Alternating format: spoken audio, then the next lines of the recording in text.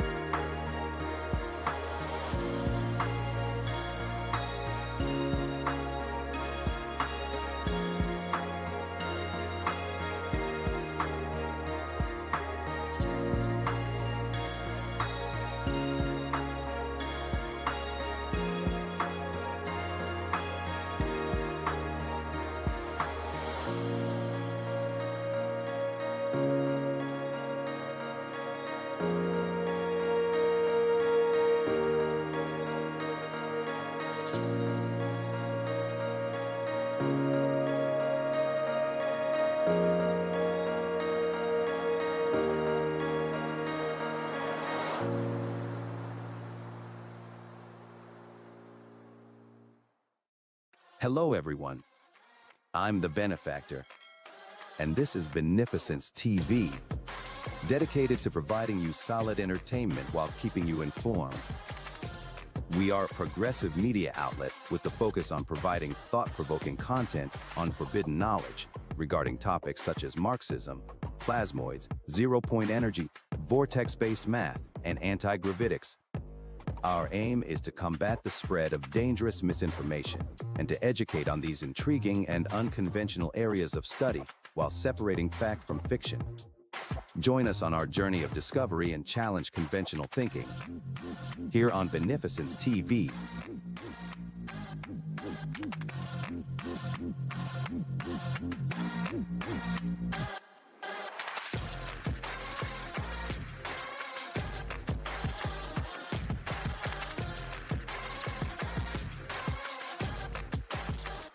This video was bang on brilliant stuff.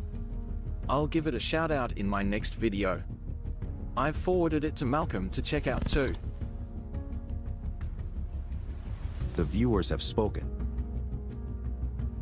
What an amazing documentary. Thanks for producing it. Never seen this all tied together so well. Gonna share the heck out of it. Bravo, and thank you. Divine Science is officially a hit. Amazing stuff, very nicely presented. New sub who can't consume your content quick enough.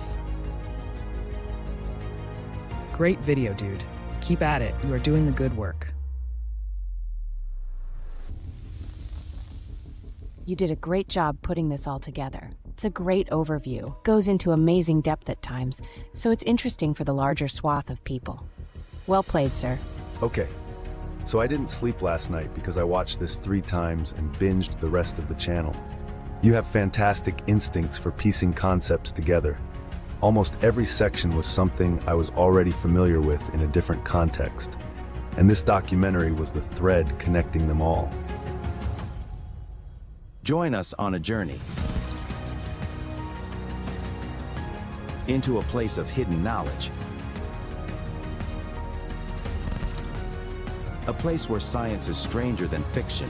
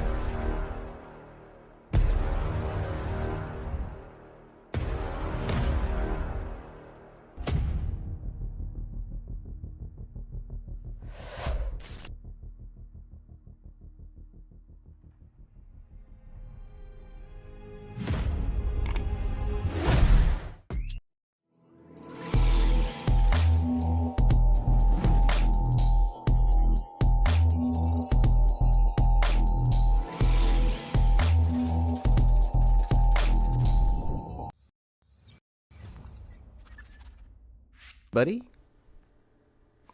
I'm the benefactor. You can think of me as the Bill Nye for your fringe science needs.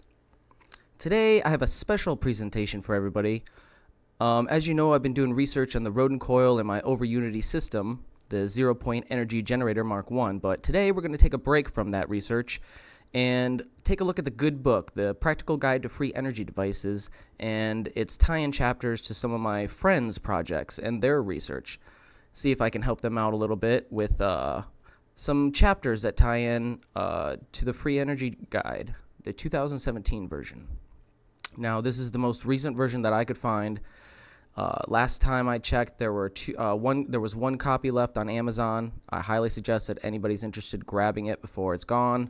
I've not been able to find a more recent edition. So this is a very rare edition of the Practical Guide to Free Energy Devices, and as always, you can follow along in our presentation with the link in the description. I have open sourced all this information. I don't have time to capture all the individual pages. It's 5 volumes. So I'm doing it individually, presentation by presentation, and then I will gradually build the database on my website.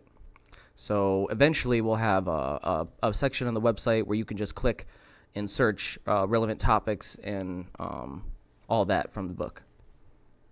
For now, we're going to just load up this window.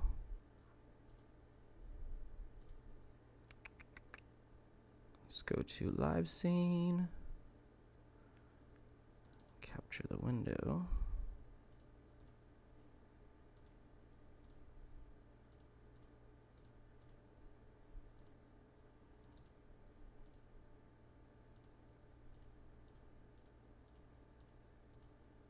Sometimes you have to mess around with it for a minute.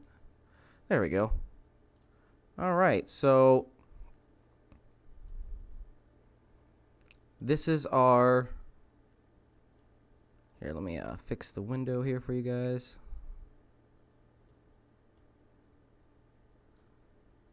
Transform, fit to screen.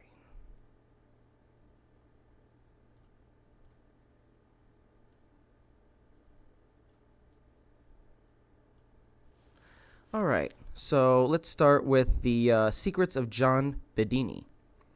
Now, I'm not too familiar with John Bedini and his work. Apparently, he is a pioneer in alternative energy research and also an inventor. I have a YouTube, short YouTube biography that I have not watched yet. We're going to watch it together right here. And let's load that up.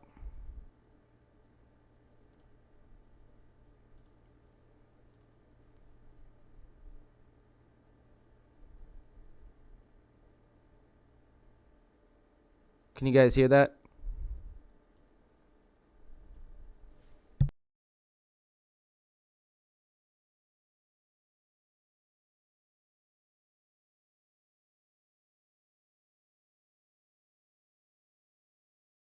Doesn't look like the audio signal is working. Give me 1 second.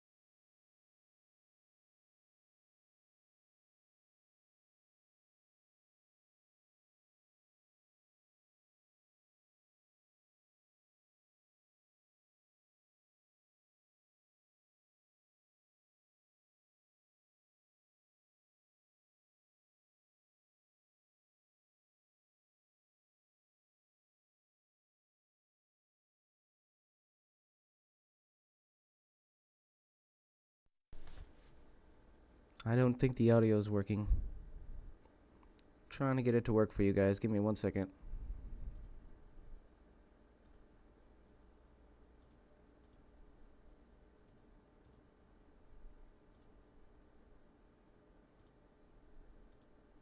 John Bedini was There an we go. American inventor and electrical engineer known for his work in alternative energy and unconventional technologies.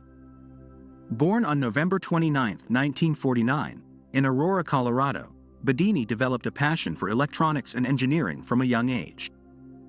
He was a self-taught inventor who possessed a keen interest in exploring uncharted territories and pushing the boundaries of conventional wisdom. Bedini's fascination with energy and its conversion led him to experiment with various inventions throughout his career. He became particularly renowned for his work on battery charging systems and electromagnetic devices. His innovative approaches often challenged established scientific principles and drew attention from both enthusiasts and skeptics. One of Bedini's most notable creations was the Bedini SG, simplified schoolgirl, motor, a device that showcased his unconventional approach to electromagnetic motors and battery charging. The Bedini SG motor gained popularity among alternative energy enthusiasts for its claimed ability to generate more energy than it consumed, potentially defying the laws of thermodynamics. However, the extraordinary claims surrounding the motor have been met with skepticism and remain controversial within the scientific community.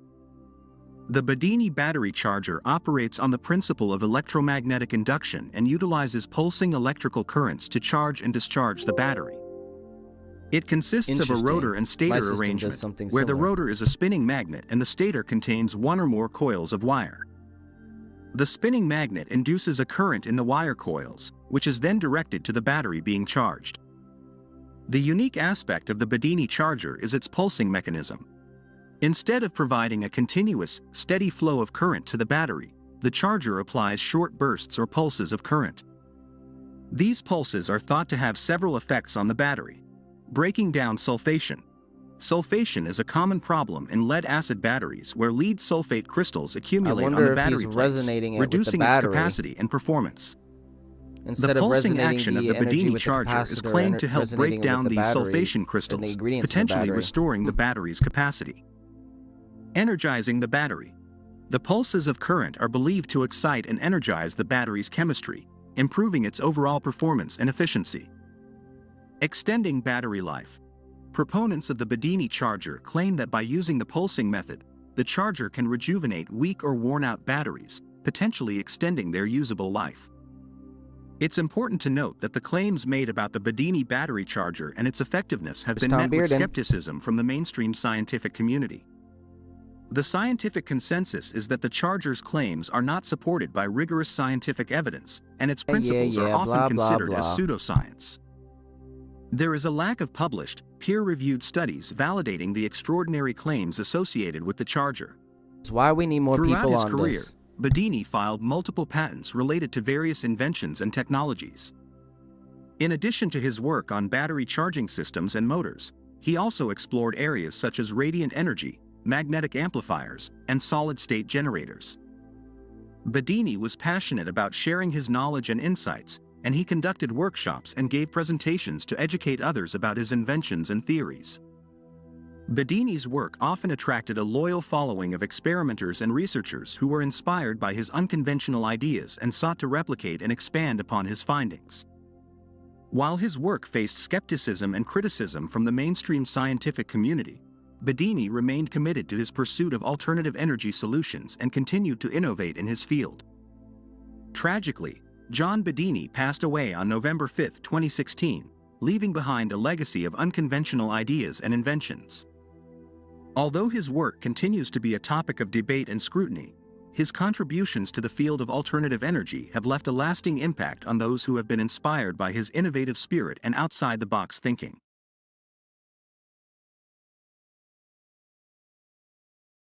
Interesting. Sounds like John Bedini was truly a pioneer of alternative energy research. Let's continue on with this presentation on John Bedini and the relevant chapters that I found within the Practical Guide to Free Energy Devices, which you can follow along with the link in the description, as all my presentations. So here we have the John Bedini's battery pulsing system.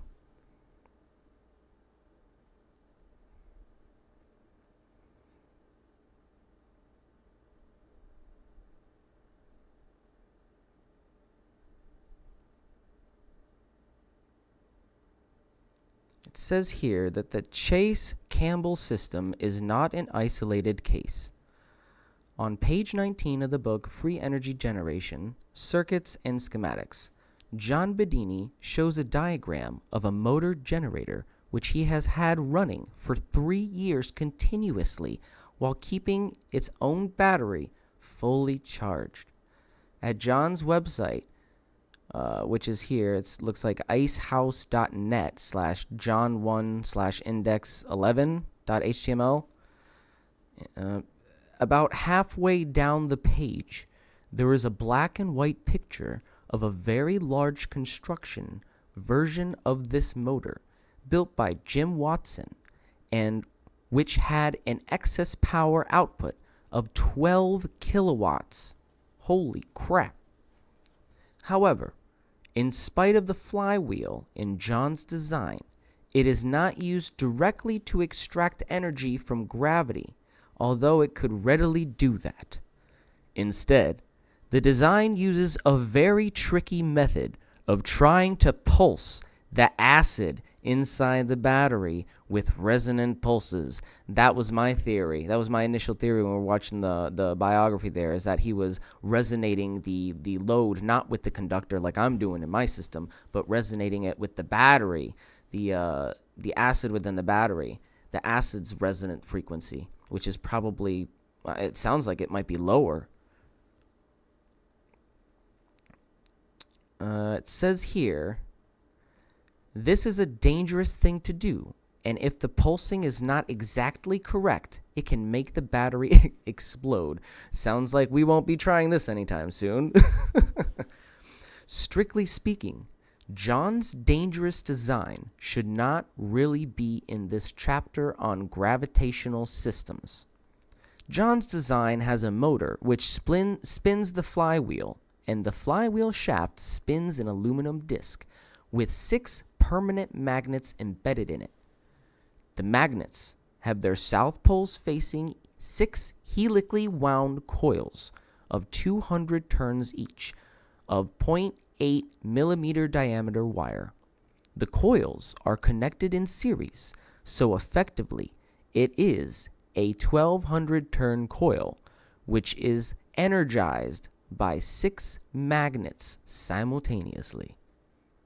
What's up, Joe? Joe says this is the design you see a lot of people doing, or a new variation of it. I'm not even familiar with Bedini's work. I've seen the name in this book, and I've seen it on the internet in certain circles when researching the Rodin coil and my, like free energy devices in general. But I'm not too familiar. This is all new to me, so this is very interesting because he's using these coils in series. So effectively, they're acting as one coil, but in different vectors, if that makes any sense. Positioned. See here in the diagram, there's the DC motor, the battery, the rectifier. We have the flywheel right here connected to the motor. The magnets connected to the flywheel, which is kind of like a disc shape as well, with the, looks like 6 magnets on here, yep. And what did they say? They were having the 6 magnets south poles facing the helically wound coils, which were right here, pickup coils. And then that's being induced. That electric current is being induced into this rectifier, which is being forced into the battery, I guess, charging it, right?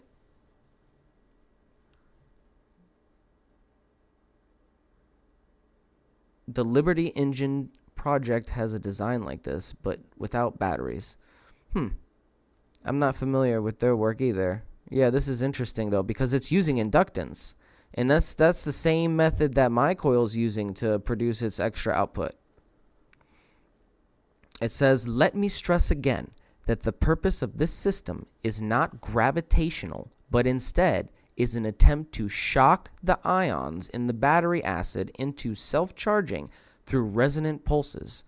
In my opinion, this is a highly dangerous idea, and while it can be successful through nearly random adjustments of sliding contact positions and a tuning capacitor across the generator, I certainly would not advise anybody to try doing that. Yeah, I wouldn't advise this. I wouldn't do this. This is very dangerous. And I think when you're pulsing the system like this and finding that resonant frequency of the system, you might be creating plasmoid structures, and getting that structure wrong, they're atomic batteries. They just suck in energy through protium, which is abundant in the atmosphere and everywhere. They just suck in all this energy, and then they discharge. Joe says harmonics, resonance, and the commonalities. Yes, the harmonics and resonance, I see that a lot playing a critical factor in the performance of these systems, the free energy systems in this book.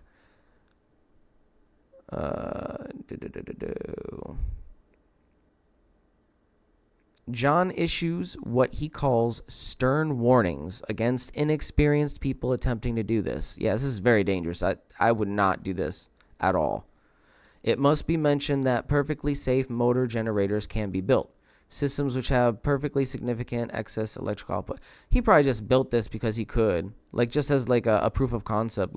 It's possible to, regenerate a battery indefinitely or almost indefinitely.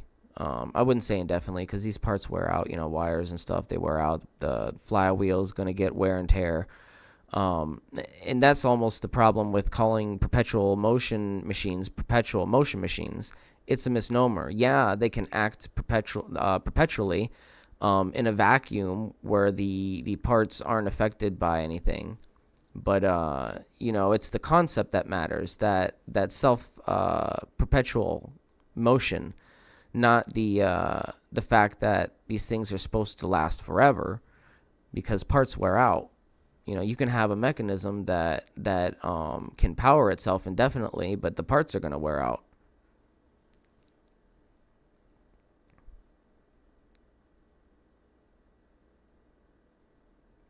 So here we have John Bedini's battery charging system. This looks interesting. It says John Bedini has designed a whole series of pulse generator circuits, all based on the 1x1 multi-strand choke coil component disclosed in his patent. And this diagram, I guess, is the Bedini circuit or battery charging system circuit. It's a pulse generator circuit.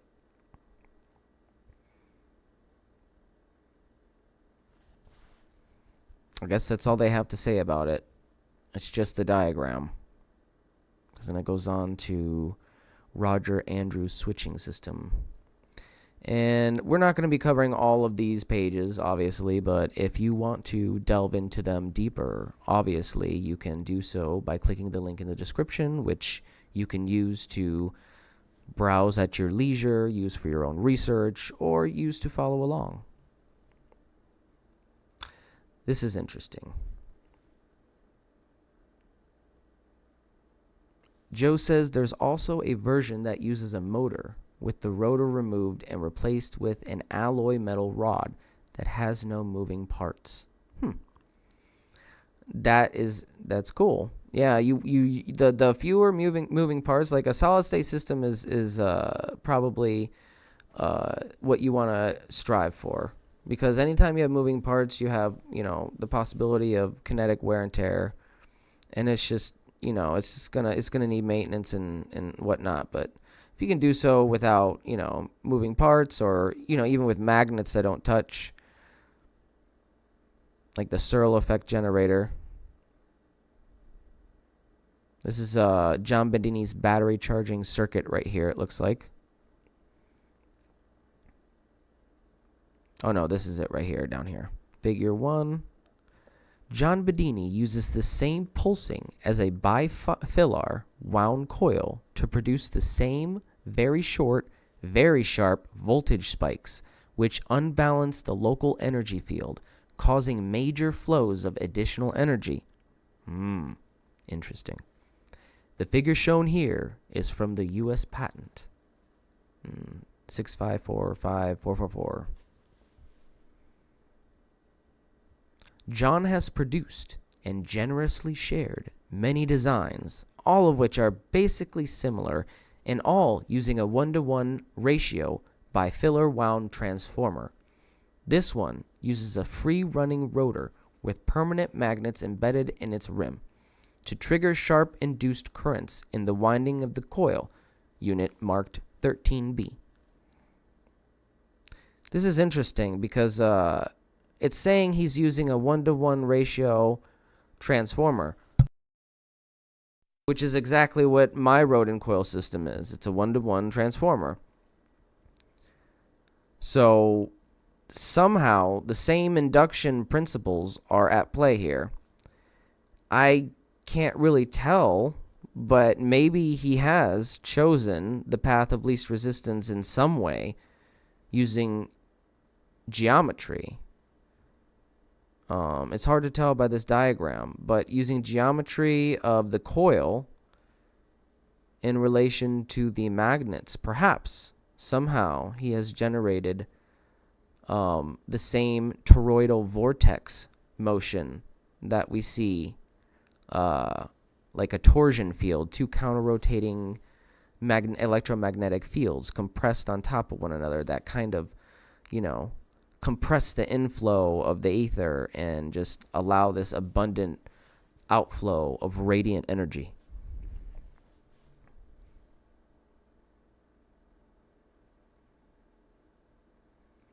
Joe has graciously dedicated the material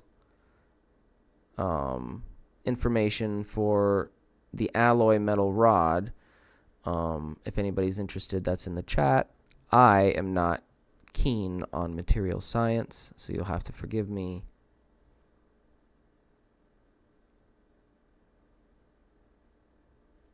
Okay, so that is all I could find on John Bedini. We're going to go on to I tried whatever I could find on gravity. There wasn't much. I mean, there's gravity devices, obviously, perpetual motion devices in this book. There's a lot of them. But on the theories of gravity, there was just this little short chapter, and there really wasn't anything that I could find on anti-gravity specifically, which was probably smart on the publisher's front. Well, they didn't publish this, but on the academics who put this book together, it was probably smart on their front not to include any anti-gravitics. That tends to piss some people off. But it does have an interesting chapter on gravitational effects. And this will leave somebody... This will leave some people with some things to think about. And this, again, is the Practical Guide to Free Energy Devices chapter on gravitational effects from the 2017 edition. Says, we are all familiar with the effects of gravity. If you drop something, it falls downward. Engineers and scientists are usually of the opinion that useful work cannot be performed on a continuous basis from gravity. As they point out, when a weight falls and converts its potential energy into useful work, you then have to put in such as much work to not raise the weight up against to its starting point. While this appears to be a sound analysis of the situation, it is not actually true. Free energy devices and electrogravitic devices are related. Yes, they are related. Maybe they just didn't use the term anti-gravity or anti-gravitics specifically in this guide. I couldn't find anything there wasn't any like subchapters. There's pulse systems and all that, perpetual motion systems, and there's aerial systems, but I don't think that has anything to do with anti-gravity from what I understand, but I could be wrong. I'll have to give that a second look if I'm wrong about that. But yeah, there is a chapter on a section on aerial systems that might be relevant to anti-gravity. I'll have to take a second look at that for you. To continue on, it says, some people claim that an gravity-powered device is impossible because they say it would be a perpetual motion machine. And they say, perpetual motion is impossible. In actual fact, perpetual motion is not impossible, as the argument on it being impossible is based on calculations which assume that the object in question is part of a closed system, when in reality it is most unlikely that any system in the universe is actually a closed system, since everything is immersed in a massive sea of energy called the zero-point energy field. But that aside, let us examine the actual situation.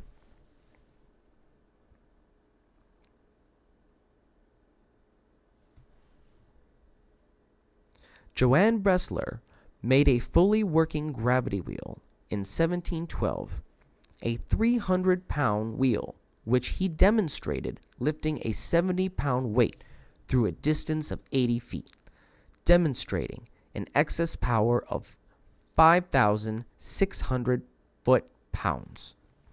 Considering the low level of technology at that time, there would appear to be very little scope for that demonstration to be fake. If it were fake, then the fake itself would have been a most impressive achievement. However, Bressler acted in the same way as most inventors and demonstrated that somebody would have to pay him a very large amount of money for the secret of how his gravity wheel worked. In common with the present day, there were no takers, and Bressler took the details of his design to the grave with him. Not exactly an ideal situation for the rest of us. And this is another thing we see with a lot of inventors. Crazy inventor syndrome, some people call it. They just refuse to reveal the secrets behind the science of their machines. And if the science behind your machine can change the landscape of the world for the better, then it is ethically irresponsible to keep it to yourself. The secrets of the universe should not be monetized. They should not be kept secret. They should be for everybody to share. All right, so continuing on. However, the main argument against the possibilities of a working gravity wheel is the idea that as gravity appears to exert a direct force in the direction of the Earth, it therefore cannot be used to perform any useful work, especially since the efficiency of any device will be less than 100. While it is certainly agreed that if the efficiency of any wheel will be less than 100, as friction will definitely be a factor, it does not necessarily follow that a successful gravity wheel cannot be constructed.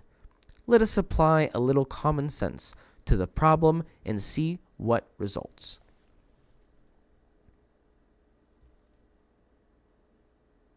Joe says another problem is inventors are smart enough to see the type of people running the world and their danger of giving them, yes, some of this technology I would agree is too dangerous to disclose, for sure. I wholeheartedly agree on that. But if there is a responsible way to disclose any of it in a safe manner, at least the science, that would be the responsible thing to do.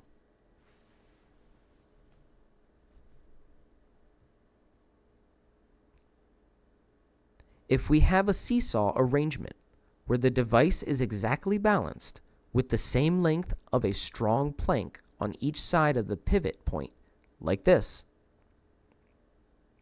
it balances because the weight of the plank, seen as W, to the left of the support point tries to make the plank tip over in a counterclockwise direction, while exactly the same weight, W, tries to tip it over in a clockwise direction.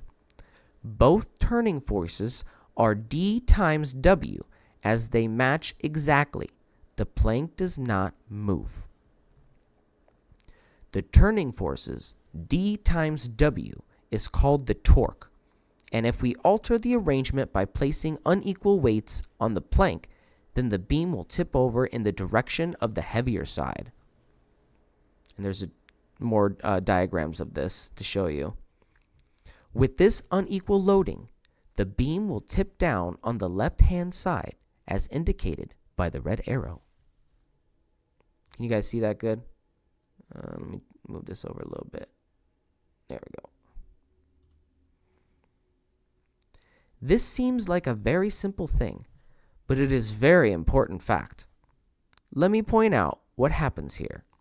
As soon as the weight on one side of the pivot is bigger than the weight on the other side, both weights being at equal distance from the pivot point, then the heavy plank starts to move. Why does it move? Because gravity is pushing the weights downward. One other point is that the distance from the pivot point is also important. If the added weight M are equal, but placed at different distances from the pivot point, then the plank will also tip over. You see M here as these little equal weights.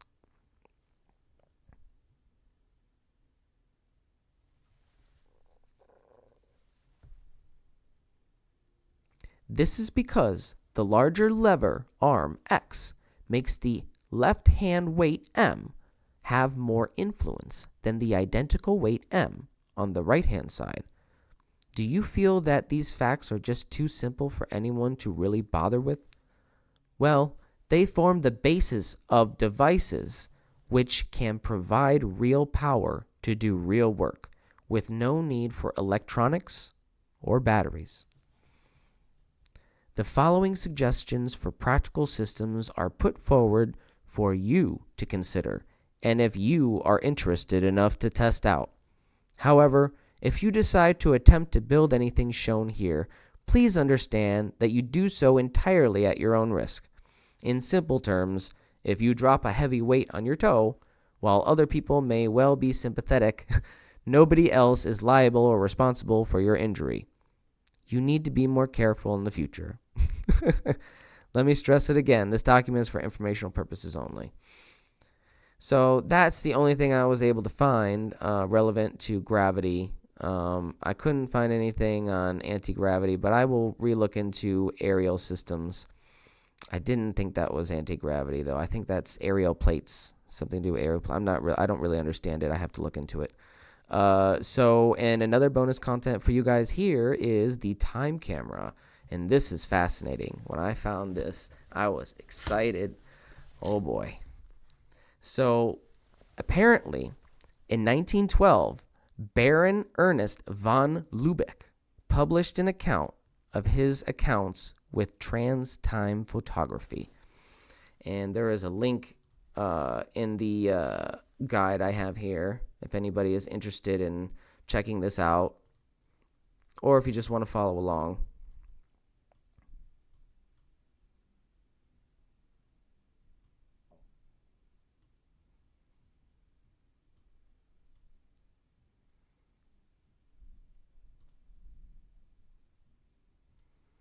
So it says here, time travel might seem a science fiction fantasy, but time cameras have been a reality for several decades. And for all that the public knows or not, travel into the past, if not the future, might also be an accomplished fact. There are a few claimants to that effect, namely Preston Nichols and Company, who have published a series of books, however dubious, about the Montauk Project in New Jersey during the 1960s, plus or minus hundreds of years. So I'm pretty skeptical on the Montauk Project. To be honest, I'm a pretty big skeptic on it, but we'll humor the article on that for a minute and continue on with this. It says in 1912, Baron Ernest von Lübeck published an account of his accounts with trans-time photography. His equipment included a cathode ray tube with lead and dysprosium electrodes energized by an Rodin coil, which is a modified Tesla coil. In 1934, William D. Pelly, editor of Libertarian magazine, reported on his experiments with a form of time camera which he called ultravision, allegedly developed in collaboration with Thomas Edison and Steinmetz. The apparatus was confiscated by the FBI. I have no doubt. The radionic camera, developed in the 1960s by Octavio Coleman, was capable of imaging the past and the future, and he published photographs demonstrating the effect. In the opinion of Coleman, time is a vector of the magnetic spectrum, and that spectrum has a place in itself for events. There is a pre-physical world in which the camera might be expected to operate. The Benedictine Father Marcello Pellegrino Ernetti invented a method of recovering sound waves from the past and converting them into visual and acoustic reconstructions of history. Father Ernetti, a professor at the Venetian Benedetto Marcello Conservatory and Foundation Cini, director of the Italian Conservatory and Religious Instruction for Men, accomplished his research in collaboration with 12 physicists who remain anonymous. In 1956, Father Ernetti began to investigate the possibility of reviewing the past with a television-like device.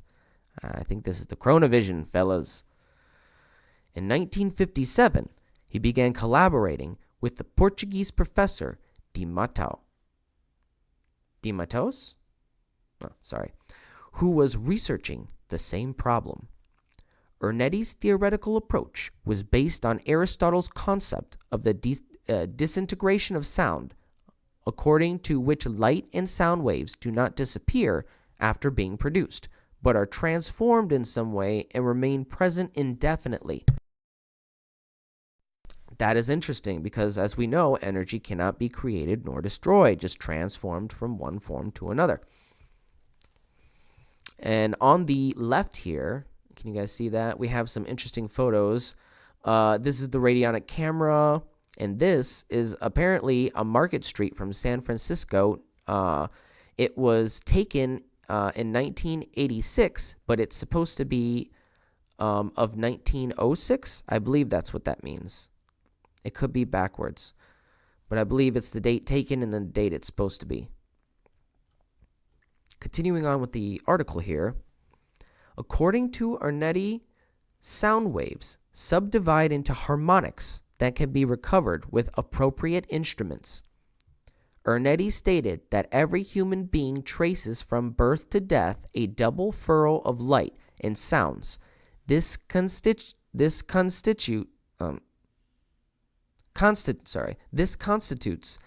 his individual identity mark. The same applies to an event, to music, to movement. The antenna used in our laboratory enables us to tune into these furrows of picture or sound. That is fascinating. And he's using an antenna. I would love to learn more about the Ernetti experiment here. We should look into that for future videos, for sure. And here we have a picture on the left of Night Pound Road, Macon, Georgia, taken in 1985. But the date it was taken is not known. So maybe they were screwing around, experimenting, and they didn't know exactly what they had it set to or calibrated to.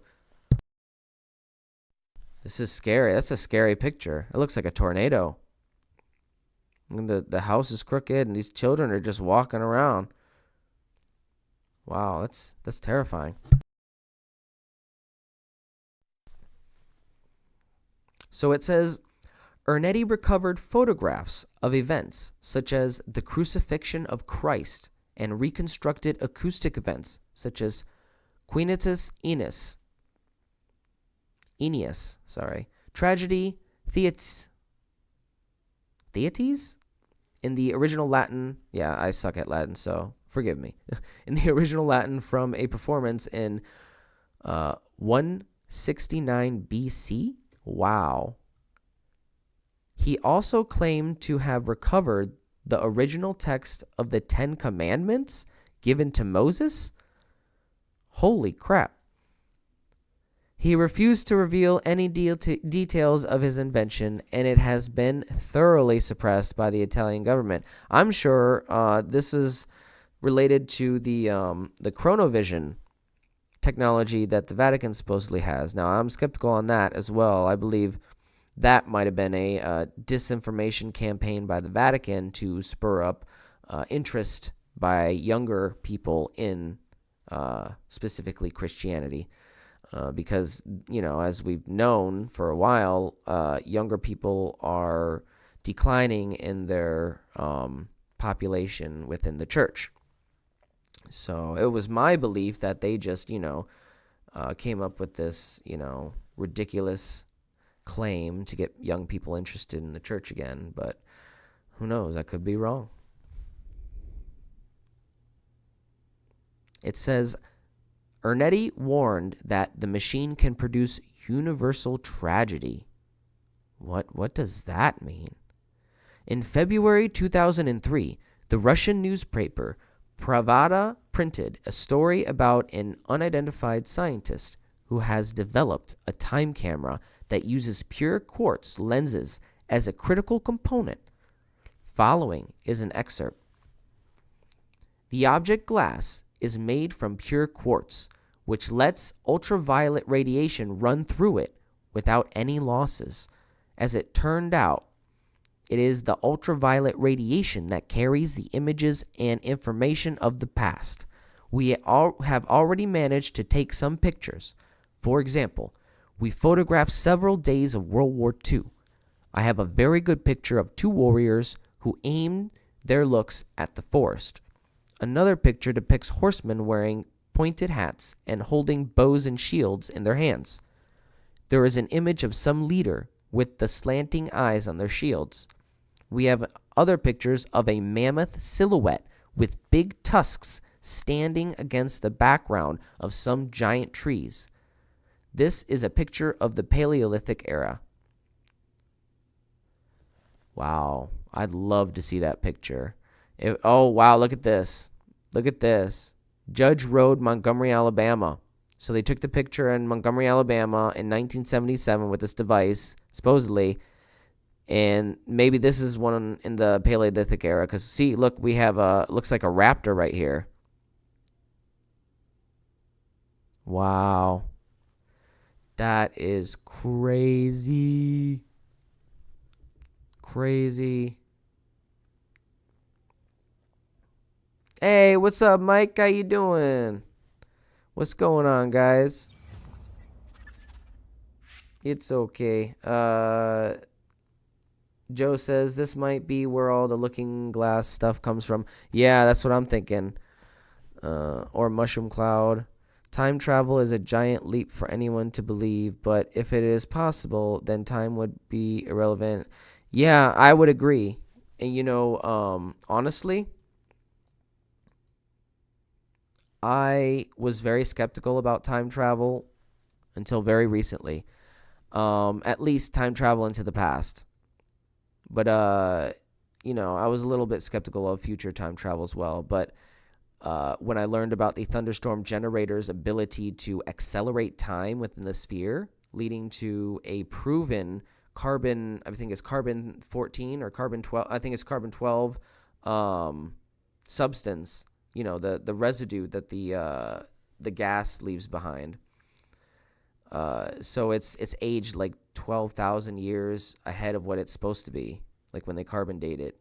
And that's kind of like verifiable proof that whatever's happening is accelerating time within, it's advancing time contained within that little sphere, time dilation. So, and Malcolm himself says that, that's what's happening, or at least that's his theory. These are all theories at the end of the day. Let's continue on with this very interesting article here.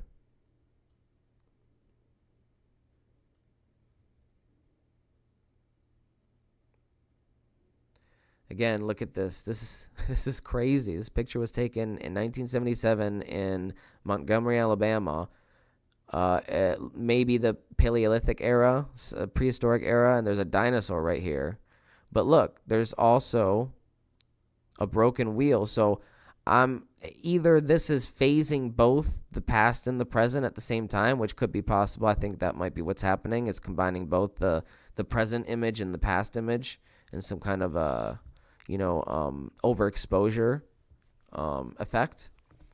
But, who knows? Maybe this is really supposed to be a picture completely of the past, and here we see clear evidence of human activity along with a dinosaur.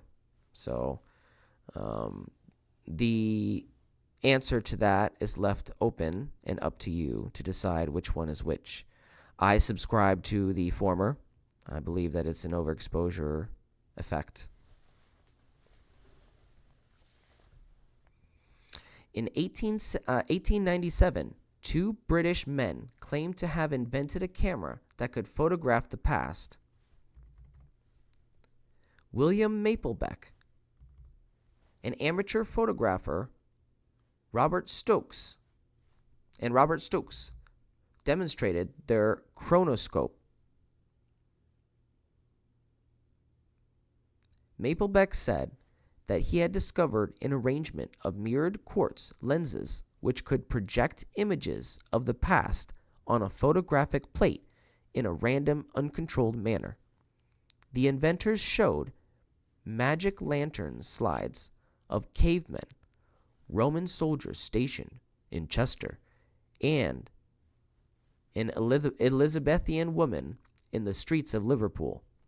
The lecture was disrupted by jeers and cries of fraud and charlatans. Maplebeck and Stokes put their inventions into the case and left, as it was pointless to continue their lecture. Wow. People just, they were in disbelief.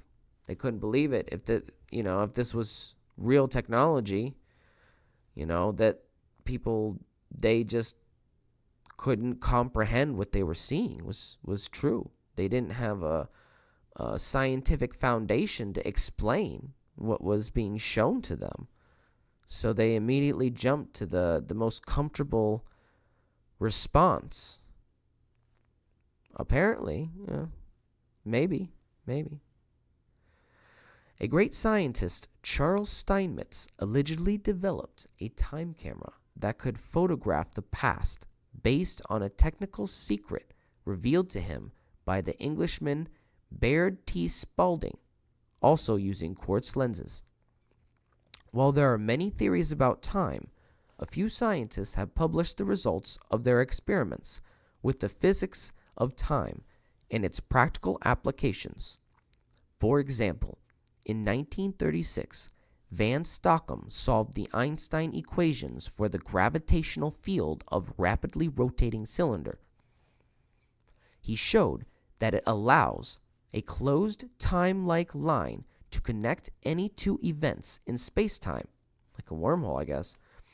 This suggests that a finite rotating cylinder would also act as a time machine, causing non-trivial causality violations. Non-trivial causality violations. In parentheses, time travel.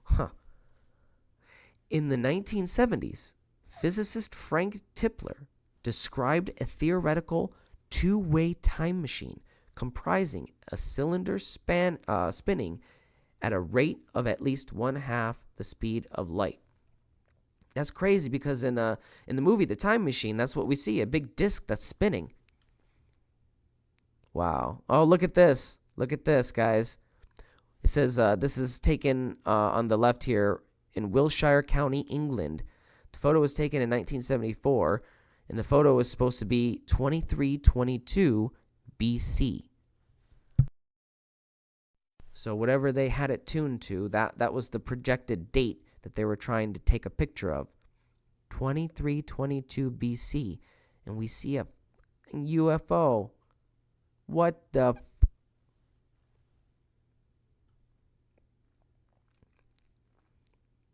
Continuing on, it says, most notably, the Soviet astrophysicist Nikolai Skoziev,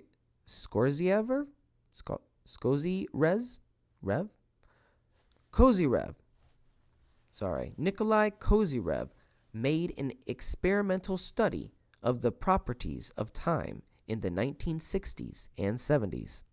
He used electrified gyroscopes and pendulums to demonstrate the density or intensity of time.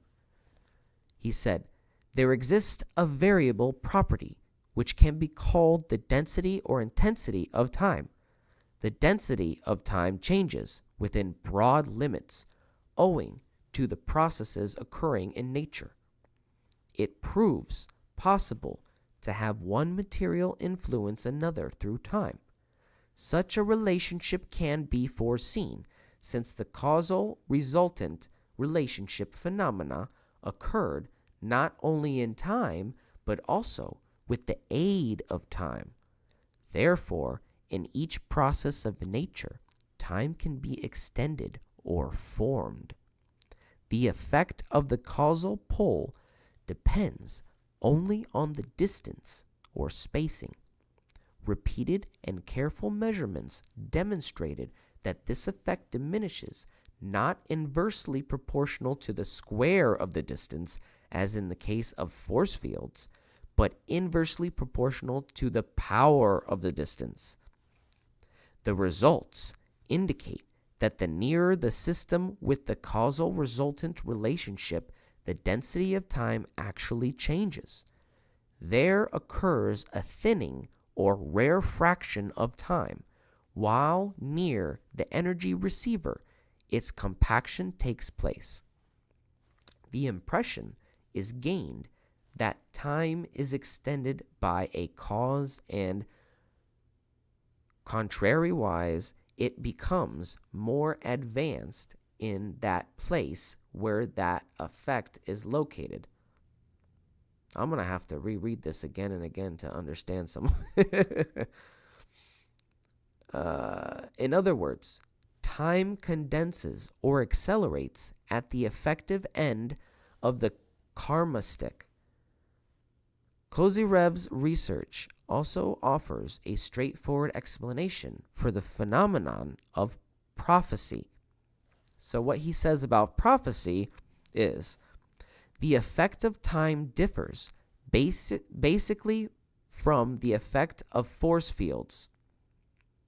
The effect of the causal pole immediately creates two equal and opposite forces. There occurs a transmission without momentum and hence also without delivery. The transmission of energy without momentum or impulse should have the following very important property. Such a transmission should be instantaneous. Time in the universe is not propagated but appears simultaneously everywhere. On a time axis, the entire universe is projected by one point. Therefore, the altered properties of a given second will appear everywhere at once, diminishing according to the laws of inverse proportionality of the first power of distance.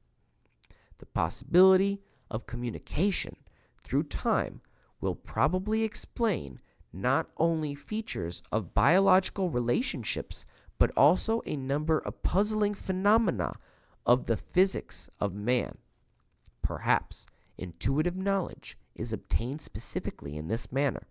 It is quite likely that in this way we realized also the phenomena of telepathy, i.e., the transmission of thought over a distance. All of these relationships are not shielded and hence have the property for the transmission of influence through time. That's fascinating. That's very fascinating.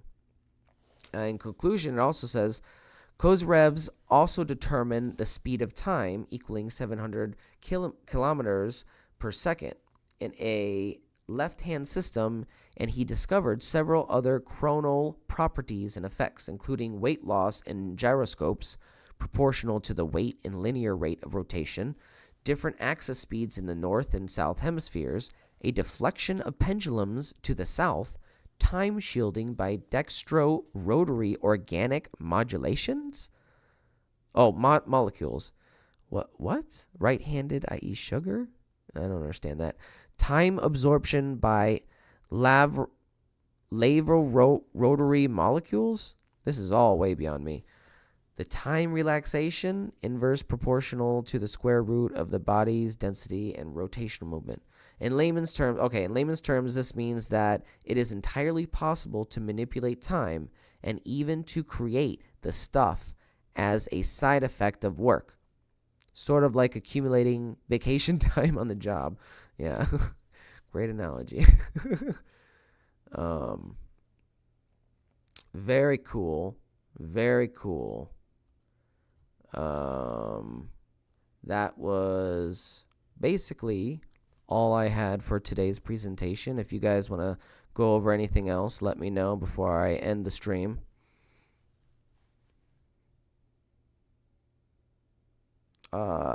Mike says, I got time if you want to talk Bedini circuit operation. Yeah, let's do StreamYard. Give me like 5 minutes to take a short break, and we'll get on with Mike and talk the Bedini circuit. I got some time. Let's do it.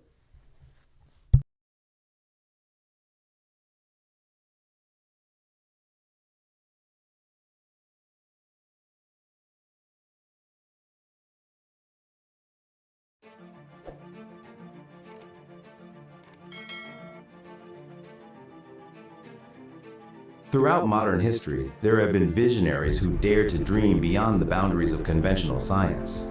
Inventors who sought to unlock the mysteries of alternative propulsion, anti-gravitics, and the enigma of over-unity energy.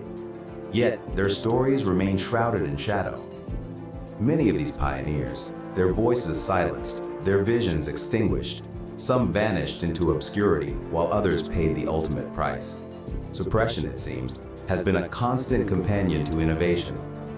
But recently, there's been a glimmer of hope. A new generation of self-taught, open-minded, and independent scientists has emerged. A collective effort to combat the forces that seek to keep humanity in the dark. People like Rodin, whose rediscovery of vortex-based mathematics is nothing short of mind-bending. They push the boundaries of mathematical understanding, opening doors to a new realm of possibilities by describing numbers as physical stationary interstitiary vectors in space-time whose values don't change. Unlike traditional mathematics, where numbers change while functions remain constant, this paradigm shift recognizes that in reality, functions themselves can represent the changing variables, opening doors to a new understanding of mathematical relationships. And then there's Malcolm Bendel, a man with a vision that defies convention. He introduced the plasmoid unified model, a concept that calculates the resonant frequencies of everything from the elements to colors, shapes, and even polarized cardinal directions. But Bendel didn't stop at theory. He applied his unified field theory to a revolutionary concept, converting mass into clean energy. His ingenious design mimics nature's use of plasma, producing colossal amounts of pristine energy. Bendel's vision goes beyond energy. It's about reshaping our understanding of the world and harnessing the very forces of nature to propel us into a new era. As Tesla was once accredited as saying, throughout space there is energy. Is this energy static or kinetic? If static, our hopes are in vain. If kinetic, and this we know it is for certain, then it's a mere question of time when men will succeed in attaching their machinery to the very wheelwork of nature. In the shadows of suppressed technology, these visionaries are opening doors to a brighter, more sustainable future. The plasmoid engine, a symbol of hope, innovation, and the relentless pursuit of the unknown. Join us as we delve deeper into the mysteries of plasmoids and the brave souls who dare to challenge the status quo. Here on Divine Science. Stay tuned for our brand new show. For more videos on consciousness, zero-point energy, and other forms of forbidden knowledge, like and subscribe to my YouTube and TikTok channels. What are you waiting for? Take the red pill and arm yourself with forbidden knowledge. Subscribe today.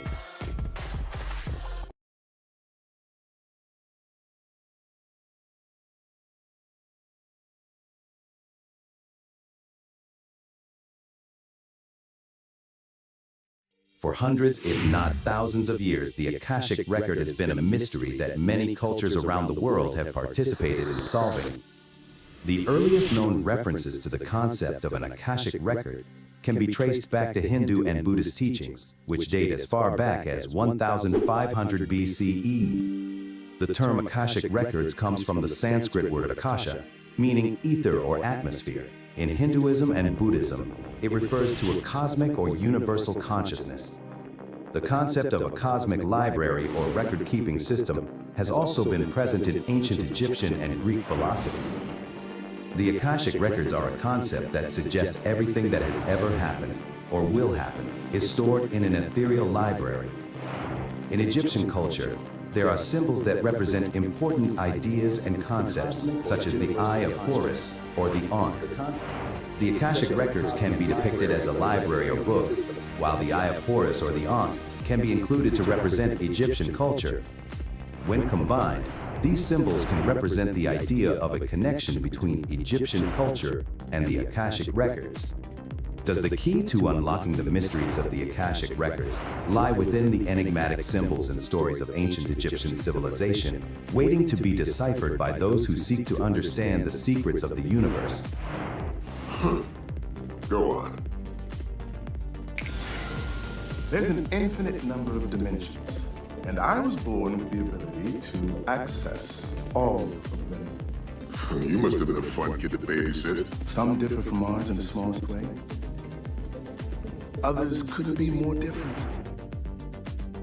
This cosmic memory, or universal consciousness, that contains all knowledge and information, has been present in various forms and cultures throughout history, including ancient Egyptian and Greek philosophy. Despite its long history, the Akashic Records continue to intrigue and fascinate people today, with many spiritual and metaphysical practitioners exploring the concept in depth in order to gain a deeper understanding of consciousness and the universe. But what if this cosmic consciousness was an energy that permeates all of existence, linear, the highest form of energy in the universe? What Marco Rodin described in his visions, zero-point energy. It exists in every possible parallel universe. Although completely invisible to the naked eye, a virtual universe of electromagnetic waves permeates our entire world. However, according to Roger Penrose, these universes are not infinite. Though they do potentially contain a multitude of different forms of knowledge and wisdom. What's important is that each dimension has something unique and valuable. Shakespeare's we've never read. Technologies beyond our understanding. New ways of thinking. Philosophies of peace. All our problems, famine, war, climate change, cancer, have been solved somewhere else. The concept of a universal encyclopedia isn't just one for mystics and philosophers. Scientists and innovators alike have claimed to only make their groundbreaking discoveries through visions, moments of intense focus and clarity, where these visionaries claim to actually be receiving data rather than creating it. This energy, since it exists in every universe simultaneously, and since time is a construct that we create and is not actually happening linearly, can contain a multitude of knowledge, from Tesla to Einstein. Many visionaries and innovators have utilized this universal encyclopedia. Both Nikola Tesla and Albert Einstein were known for their periods of deep contemplation and thought. According to various reports, Tesla would often retreat to a solitary room in his laboratory, where he would spend hours or even days thinking and working out complex problems. Einstein, on the other hand, was known to take long walks in nature and meditate on the mysteries of the universe. He believed that his best ideas came to him during these periods of quiet introspection and contemplation. Both men valued the power of focused thought and believed that it was essential for unlocking new breakthroughs and discoveries. One could theorize that Tesla and Einstein were engaging in forms of meditation, even if they didn't necessarily label it as such. Meditation is a broad term that can describe any practice that helps to focus and calm the mind, including sitting quietly, breathing exercises, visualization, and more. Both Tesla and Einstein were known for their ability to concentrate deeply on their work and to enter a state of flow where they were completely absorbed in what they were doing. This type of focused attention is similar to what one might experience during meditation, where the mind is trained to quiet distractions and focus on a single point of attention.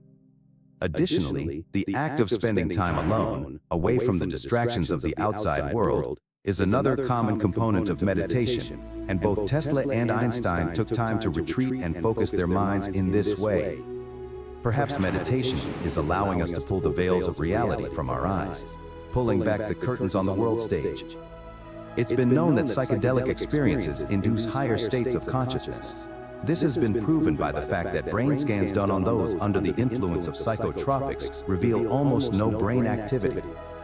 If one were to predict what is going to happen during a psychedelic experience from the viewpoint of mainstream science, which states that consciousness is local and all centered in the brain, then this revelation would shatter your world. This tells us that these experiences of higher states of awareness are not happening locally within the brain. They are not creations or hallucinations. Our brain censors our reality in order to focus us into a state of survival. We think linearly, even though time is just a construct and proven to be happening all at once. The superposition of our lives, superimposed onto a cosmic conscious energy that flows through everything. This energy creates an encyclopedia that, when accessed, can lead to significant insights and breakthroughs. So what if we could access this encyclopedia?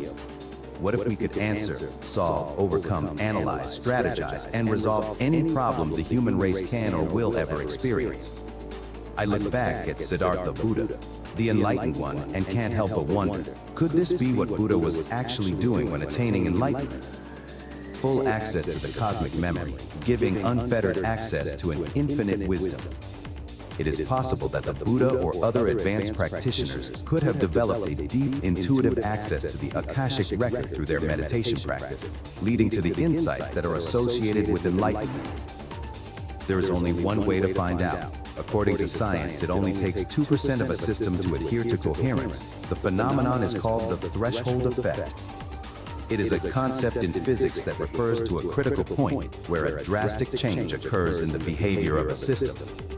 In certain systems, such as liquid helium, it has been observed that when the temperature is lowered, the behavior of the system changes dramatically, and it becomes a superfluid.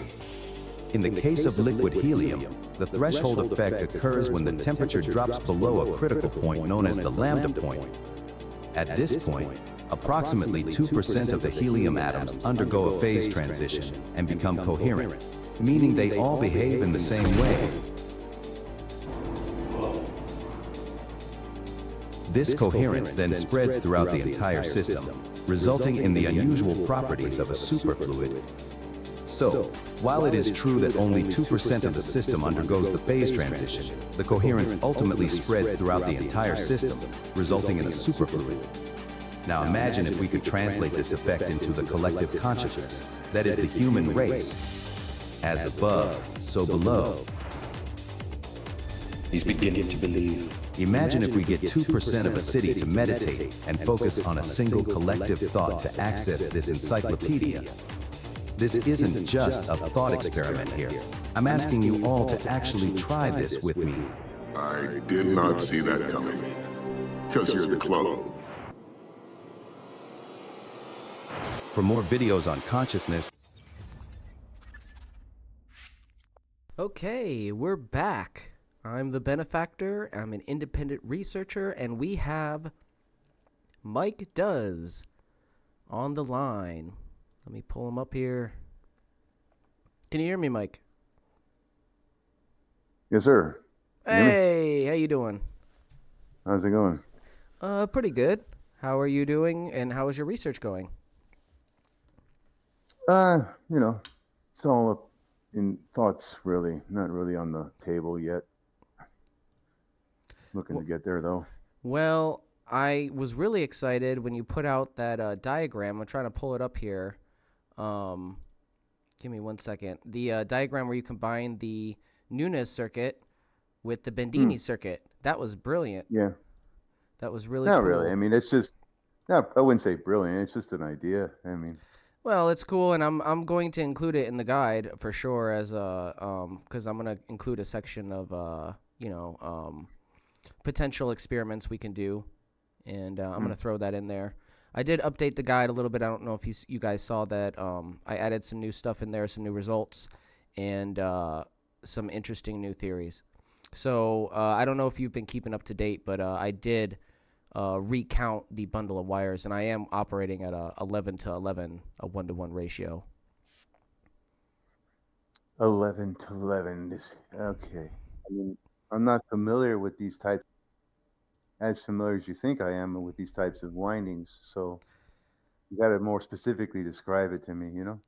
So it's basically just 1-to-1 ratio. I thought it was asymmetrical at first, but I miscounted the wire bundle. When you say 1-to-1, you mean the gauges and the lengths, or? Oh, so the number of winds. My mistake. Yeah, so when you have the number of winds even, so 11 to 11, or what it should be is 12 to 12, is what the actual PoE vortex coil guide tutorial video 12 recommends. winds. They're bifilers, right? They're 12. They're like 11 wrapped around another 11 in a bifilar way. Explain bifilar. I'm not too familiar with that term. I mean, if you take two wires and wrap them around each other, they call that a bifilar. Yeah, twisting. Yeah. Okay. So you have 11 wires twisted around another 11 wires. Well, technically it's 12, but I disconnected 2 of them because one of them was broken, and I had to even it out. So you got 12. Right. And the thing is, when I did that, I actually am starting to come to the conclusion that Can I ask? The reason. Can I ask something quickly? Yeah, go ahead. The 12, the two pairs of 12. You wound the one set of 12 around each other, and then the other set around each other, and then you wrap those two around each other. So here's the process of what I actually did to wind the coil bundle. I took 2 hinges, and I tied 2 hinges 50 feet apart. They're like little screw hinges. You screw them into the wall. And I took the bundle of wire, and I took it from one hinge to another 24 times. So there's 24 wires, and I snipped the ends. And then I put 12 of those wires in series, creating 2 channels. Right. Oh, okay. That's an easier way to wrap. Yeah. Right. So what I did was I took an electric screwdriver and I just twisted the bundle. Wait. 12 of them are in series. Right. And then another 12 are in series. Correct. And you have that series, those 2 series lines wrapped around each other in that fashion with the hinge. I see what you're saying. Right. So that's complicated. What I basically did was take one of the hinges and you put it into the electric screwdriver, and you kind of like pull it a little bit to tighten it, make sure it's as even as possible. You can't really get it perfect, but then you just you slowly wind it, and it creates like a tight bundle.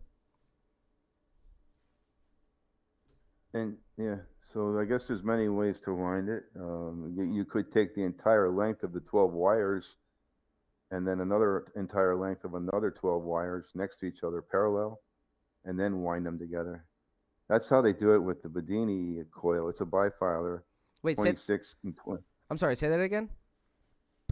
So the Bedini bifilar is wound like so. You take about 150 feet or so, a little more, a little less, of 26 gauge and 28 gauge wire. You lay them out parallel to each other on the ground, about 150 feet of that, and then you know one end is tied to you tie one end up about 6 feet, and then on the other end you cook it to your drill and spin them together.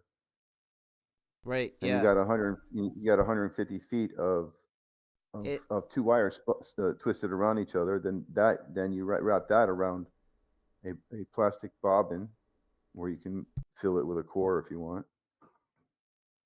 It sounds like this is a very similar technique that the Nunez employed for the vortex coil they used. Mm-hmm.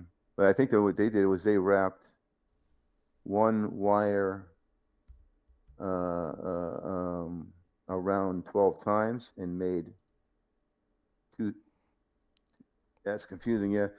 Yeah, they need to describe more accurately how they're wrapping that, because you could just lay the 12 wires out, but that's more hard to do. If you how many feet of wire is this? So Like, they recommend 50 feet, but I noticed that my coil. 50. Well, I noticed my coil might be a little bit smaller than their frame. I'm not using the Nunez frame because First Stop Energy's, their shop is down, so they haven't So sold. what did you do? So You laid down 50 feet of wire next to each other on the ground, 12 of them, and then you twisted them together. Right, but I didn't lay them down on the ground. I took two I mean- screw hinges and I hooked them on either end. So basically, Right, they were so- kind of suspended, and I tightened Right. them a little bit, but similar method. And then you twist them, and then you wind them around the you snip off the ends, and then you wind them around the frame of the coil in a specific pattern. Mhm. But the thing is, And then you reconnected them in series.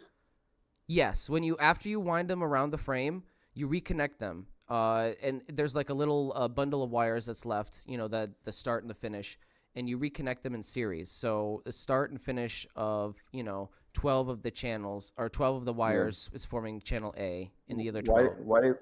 Why not cut out? What's 12 times 50? That's like 1,100, 1,100.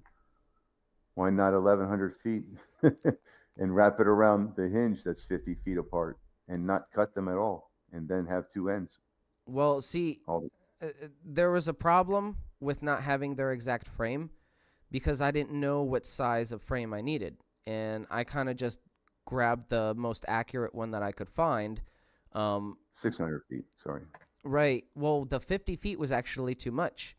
And as it turns out, the reason why they recommend the 50 feet and the 12 channels is because when you have 11 channels like me, the resonant frequency, and keep in mind my coil is a little bit smaller too, but the resonant frequency is a lot higher, right? So they recommend 12 kilohertz to 18 kilohertz. That's why I haven't been able to find that sweet spot around that range, because my coil is probably resonating a little bit higher than what they recommend for their tutorial on the Vortex coil. So yeah, there's a formula, and I don't know where it is or what. Yeah, it's the formula for frequency. So I don't know if it has the Henrys in the formula, but I think it does. I mean, if it does, you can take the Henry value of your coil and figure out the resonant frequency of it, just by the Henrys.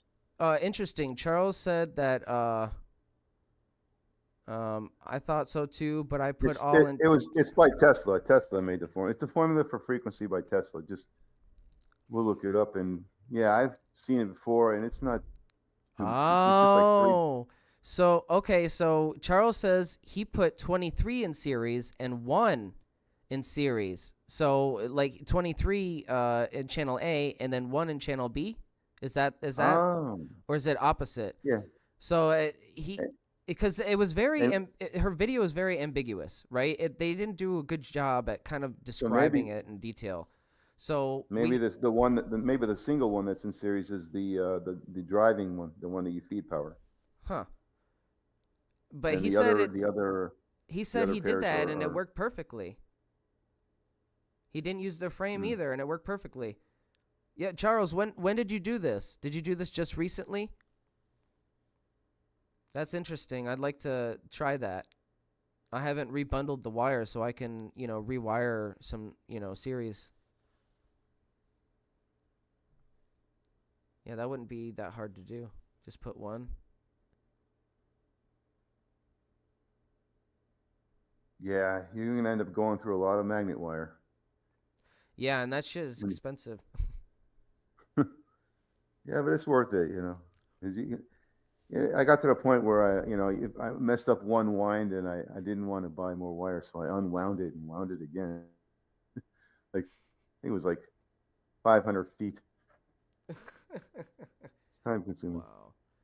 Yeah, no, these coils, they can be pretty kind of durable, tedious though. to make, but once you make one, Yeah, they're pretty solid.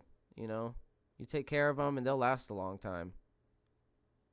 I got Nathan from Old Man Builds. He's gonna print me off a spare frame. So that'll help and help with the testing as well. He made you a frame for the coil? No, he's going to though. He's gonna print me off a frame, a spare frame. Oh, cool. The same exact one, so I can like kind of see if I can replicate it and maybe make it a little better this time. So that you can then wrap it better. Right, and maybe not tighten it so much so it breaks one of the wires, because I think the microfractures just I tightened it too much, and one of the wires just gave in. Yeah, so I mean, the basic thing with the Bedini circuit is he's energizing a coil and letting it fly back in the opposite polarity into a battery, and driving a wheel with a magnet on it at the same time, with the coil that's being. It's very cool. It teaches you a lot when you. I mean, when I first replicated it, I didn't know what I was doing or what it was doing or whatever, Right. So Charles says that he wound it perfectly. He hasn't hooked it up yet because he wasn't sure which driver circuit. So Charles, what's driving my system and what they recommend for like just experimenting with tiny experiments is the stereo. Yeah, the stereo amp. Any stereo amp will work as long as it has the positive and negative terminals in the back. And you'll find more details in my guide if you want to check out the do-it-yourself Rodin coil guide I have linked in the description. I do want to check out what you said about 23 in series and 1 and leaving 1 for, I'm assuming, the output, or maybe it's the opposite. But that is very fascinating because the video is a little bit ambiguous, And no, the single winding with it's a less wire, so it'll be a low voltage output of anything. It's a low voltage input, so it's definitely a low voltage input because you need the more winds you have, the higher the resistance. So the lower the resistance, it's more suitable for a lower voltage because you need to get some current in there somehow, right?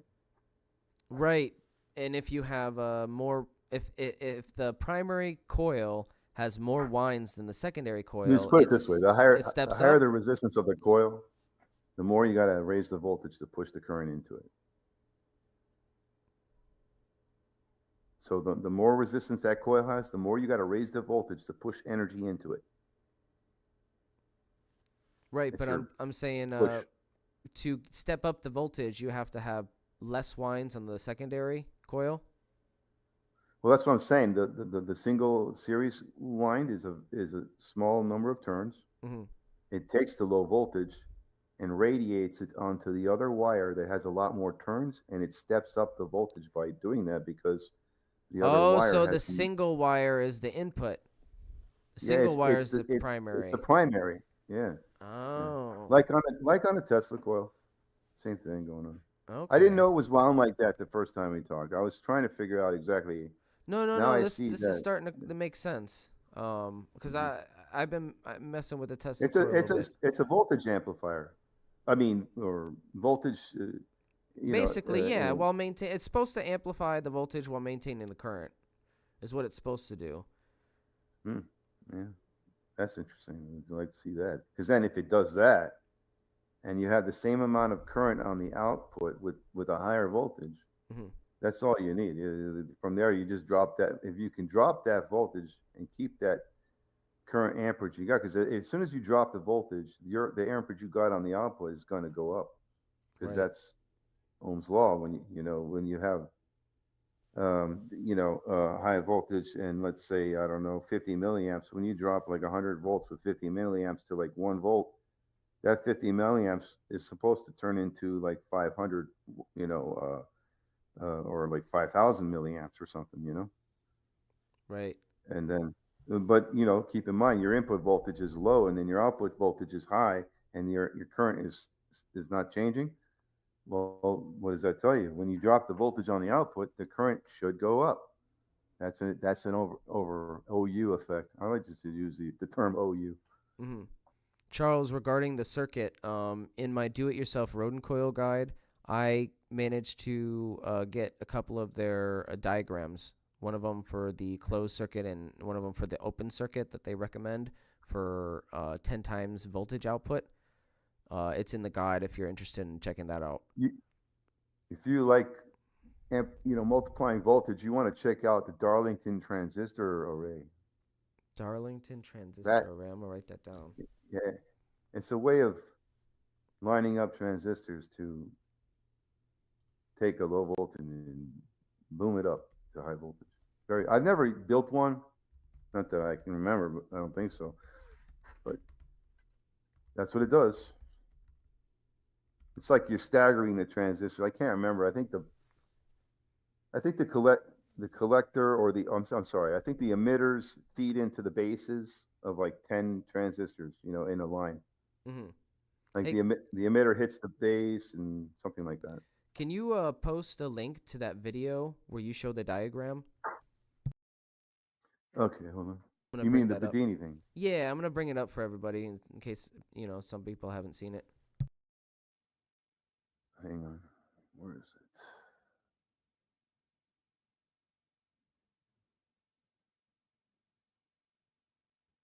It's one of those circuits that I always keep in the back of my head because it's nothing but transistors and you don't need any coils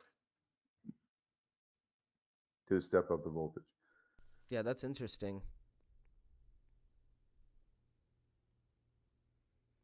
So I'm curious, Charles, were you following the Nunez research and First Stop Energies for a while?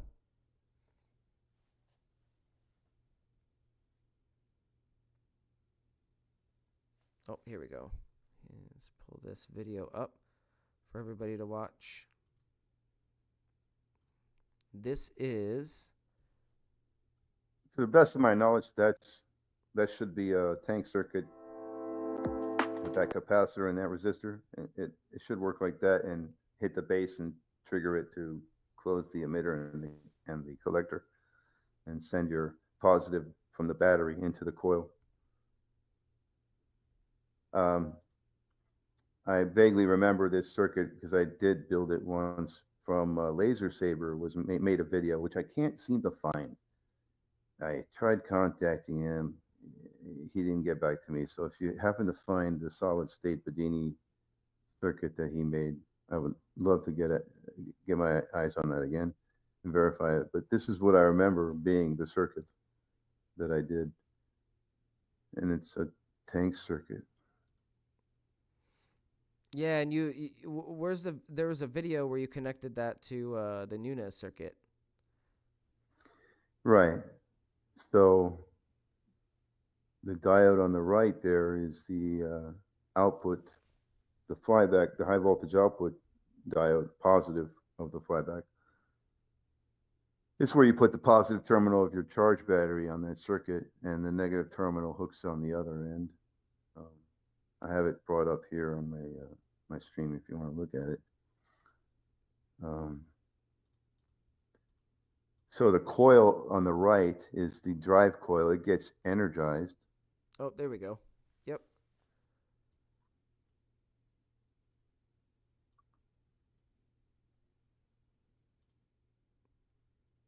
Here, let me switch to this. Might be a little bit better.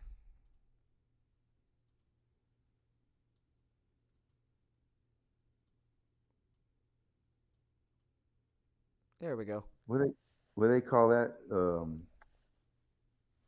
Engineering. Your video engineering. And audio engineering almost. So Basically. where you got it? Yeah, I got it. We can see everything clearly. Why am I not seeing it? Oh, it switched. It's loading or something. Yeah, it went black. Hang on.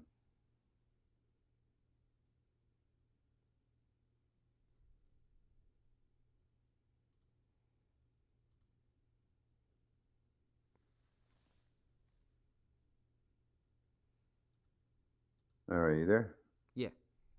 All right. Is it still showing on your end? No, it went black again. Okay. Hold on. Yeah, it's just showing your icon. How about now? Oh, here Anything? we go. There we go. Solid state Okay. Bedini SG. What does the SG stand for? Schoolgirl circuit. Yeah, because he said it. He built this for somebody's kid who had a science project going on. And then later he said to himself, I mean, I believe I remember this correctly. Bedini said to himself, "This circuit's so easy, a schoolgirl can build it." He had to Right. make something easy for that a kid can build.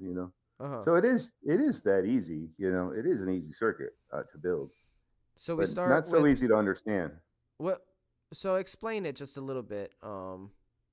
This top part. What is that? Right below the solid state Bedini text.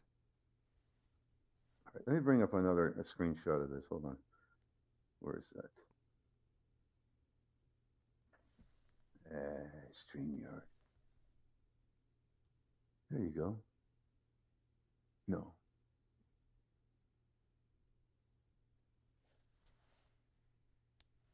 There it is. Okay. Can you see that?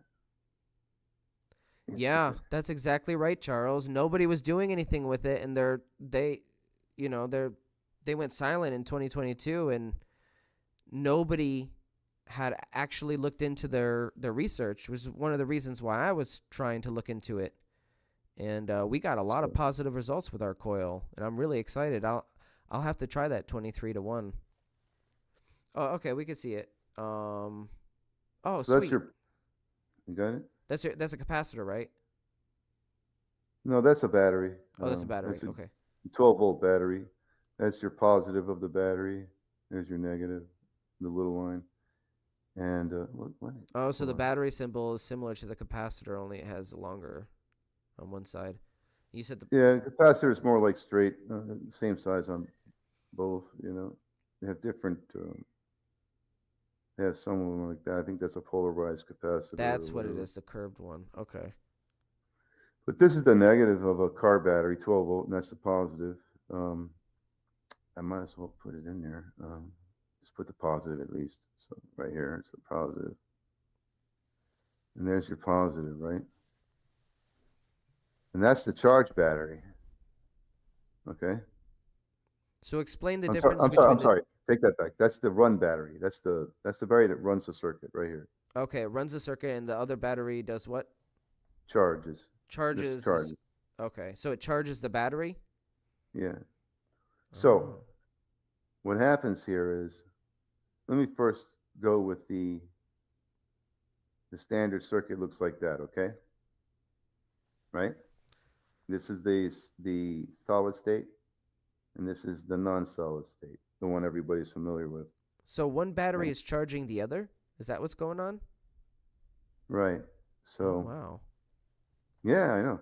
It's great. It's funny thing. I didn't really know that it was doing that when I picked this circuit out, but I liked what I saw, so I grabbed on it and just jumped on it. And it doesn't look too complicated. It's not. So it's just not so obvious to understand what's going on. Okay. So let me explain it to you, and then it will become obvious. I guarantee you that. It took me a while to clarify what's going on here, but what's going on here is you have the battery that runs the circuit right here, right? Uh-huh. It sends the positive this way into the coil, right? It goes through the coil, and it has to go this way, right, to get to the negative, okay? To charge up the coil, right? It has to wait for this transistor to close, though, for that to happen. So you have to trigger the transistor at the base. And you see this magnet up here? Mm-hmm. Okay, when it lands right here. So that's a spinning magnet. Is that like on a flywheel or something? Yeah, it's on a wheel. Magnet's on a wheel, evenly spaced. And when it lands, hold on. When it lands right here, there's supposed to be a core here, iron core. So when it lands over the iron core, and this is a bifilar, by the way, these two coils are wrapped together in a bifilar. This is your 26, I think it was, gauge. and this is your 28 for your trigger. And it's about 150 feet of each wire twisted around each other, and then you wrap it around a bobbin and you put a core in it right there. So when the magnet is north field here and it lands over the core, what it's going to do is it's going to charge up the trigger winding right here. Okay? Okay. It's going to give it about 5 volts from the magnet, or whatever, 2 volts. That's all you need. So is that dependent on like how big the magnet is? Sort of, yeah. So the magnets are like ferrite magnets, 1 inch by 2 inch by ½ inch or something. And the core is like 1 inch thick core. And you need your core material to be the same thickness as your magnet, usually, your face of your magnet. But with Bedini, he made the magnet the same thickness as the core material plus the thickness of the winding around it, which is about 1 3/4 inches or something, 2 inches. So you have like a magnet that's passing over not only the core, but also the coils around the core. So it's better that way too, I agree. And that when this magnet passes over the core and the coils, because they're bifilar, I guess this guy radiates a lot easier with the magnet pass and gets you the 5 volts or 2 to 5 volts. Is something to do with the magnetic fields of each lines of wire compressing on top of one another in the twisted form, maybe? Yeah, something like that. It helps you get more voltage. Mm-hmm. And then it sends the 5 volt through the resistor. It's a variable resistor. And the 100 ohm resistor right there is 100 ohms. Okay. And this is your 5K or 1K variable, whatever you want to add to your resistance so you can tune it better. But so the 5 volts goes through here and it hits the base, if you notice that, right? And to make sure that this base gets triggered, you need so the positive 5 volts is going here to the base, right? Right. That's the positive 5 volts from this, from this coil, right? Positive 5 volts is going out this way. And from this same coil, negative 5 volts is going out this way. If you trace it, it can go right here to the emitter. Bing. And that means you're going to trigger the base. Nice. You see what I'm saying? Yeah. You understand that, right? Right. So that coil, because it's connected to the emitter and the base, and you charge it with 5 volts, you're going to be able to you're going to be able to trigger the transistor and get the base and the emitter and the collector to close. Okay, and so this switch is going to now close, right? And that means you're going to allow this positive from this run battery, it's running the system, to flow through this coil, right through here, okay, onto the negative. And by doing so, by closing this gate and allowing this flow right here and this right here through the coil, right there, the coil, you charge up the coil with the length of this gate being closed. And next thing you know, it opens after that, right? When this opens, the coil no longer gets charged, okay?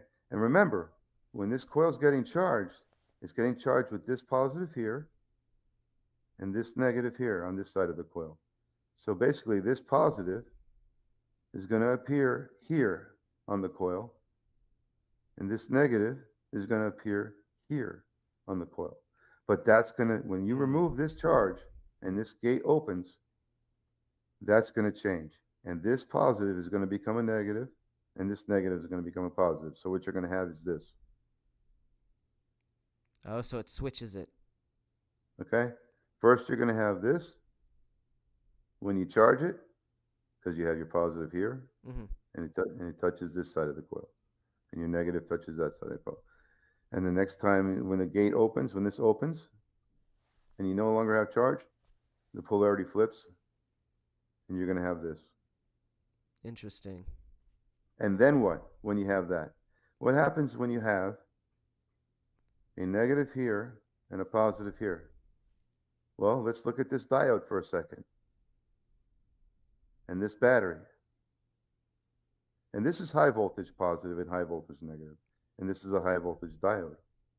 So what is the range specifically for high voltage? Well, a 1N4007 can handle over 1,000 volts, around 1,000. Some of them a little less, some of them a little more. And then I guess the diodes that can handle more voltage can handle less amps, but they can handle more voltage. Okay, that makes sense. Stuff like that. So when you see this positive can go straight through this diode now. Right. Because of the way the diode's facing, and it hits the battery, charges it up. Oh, and it's closing that circuit now. The negative goes this way, close the circuit, right. When you open this, it goes. It collapses. The field collapses on the coil, and it goes this way. When you open this, first you close it to charge it with this battery. You charge the coil, and then you open it to allow the field to collapse and the polarity flip and dump into this battery. In reverse polarity, though. See, that's not so obvious. You see what I'm getting at here? Yeah, because the diode is facing to the right. Right. And you're like, well, where's your positive coming from to charge this battery? Right. And where's your negative coming? Because you're not expecting this coil to go positive on this end and negative on this end. Right. You're not expecting that. You're not expecting that. Yeah, that doesn't make sense. because you're giving positive on this end, not negative. And you're giving negative on this end. So the energy is technically flowing in the reverse direction it's supposed to flow in that circuit. Right, only when the field collapses. And that's why I think he calls it an open circuit, because the gate is open when that happens. When this guy gets charged, I said this before, I think you heard me. And so that's why I think he calls this an open circuit, because when this opens, this coil reverses polarity and sends that polarity into this battery here. That's the charge battery. You know, we see that same technique a lot in certain devices, like the Nunez design. Right. So you saw how the non-solid state with the magnet on the wheels works, right? Mm-hmm. And this is the solid state version, and this is how we're gonna pulse the base of this the same circuit, but this is how we're gonna give the 5 volts to the base of the transistor instead of the magnet. As before, the magnet was going over this coil and charging it up, remember? So I'm trying to find the diagram where you have this hooked up to the Nunez diagram. Yeah. I'll bring that up in a second, but look at this. Before we had this coil charging, right, with the magnet passing over it, right? And that's the one with the thinner gauge. Right. Right, and we passed the north field over it, and we determined that when you do that, this coil puts out the plus on this end and the minus on this end, and then we hooked it up to the circuit in that way. So we made sure that the plus, that trigger coil is showing up here on this line, and that this line connects to the base, and that the minus of this line connects to the emitter. Oh, well, yeah, that's before it connects to the emitter. That's in the other setup, this setup here, with the wheel, okay? You see that? Right. Okay, this is the solid state setup. This is different now. Oh, this is the one without the flywheel and the magnet. Yeah, we're gonna send plus 5 volts here in a different way.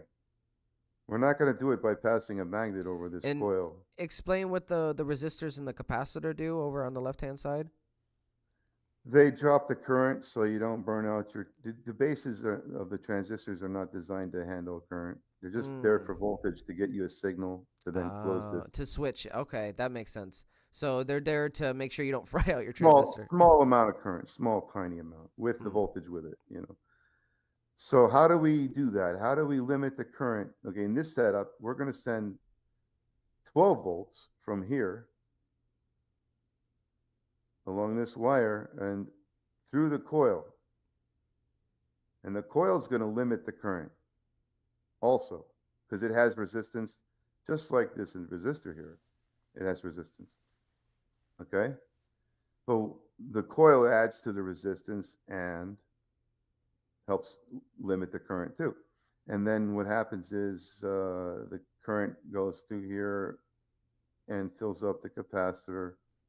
And when the capacitor is filled, it dumps in a pulse fashion and hits the base.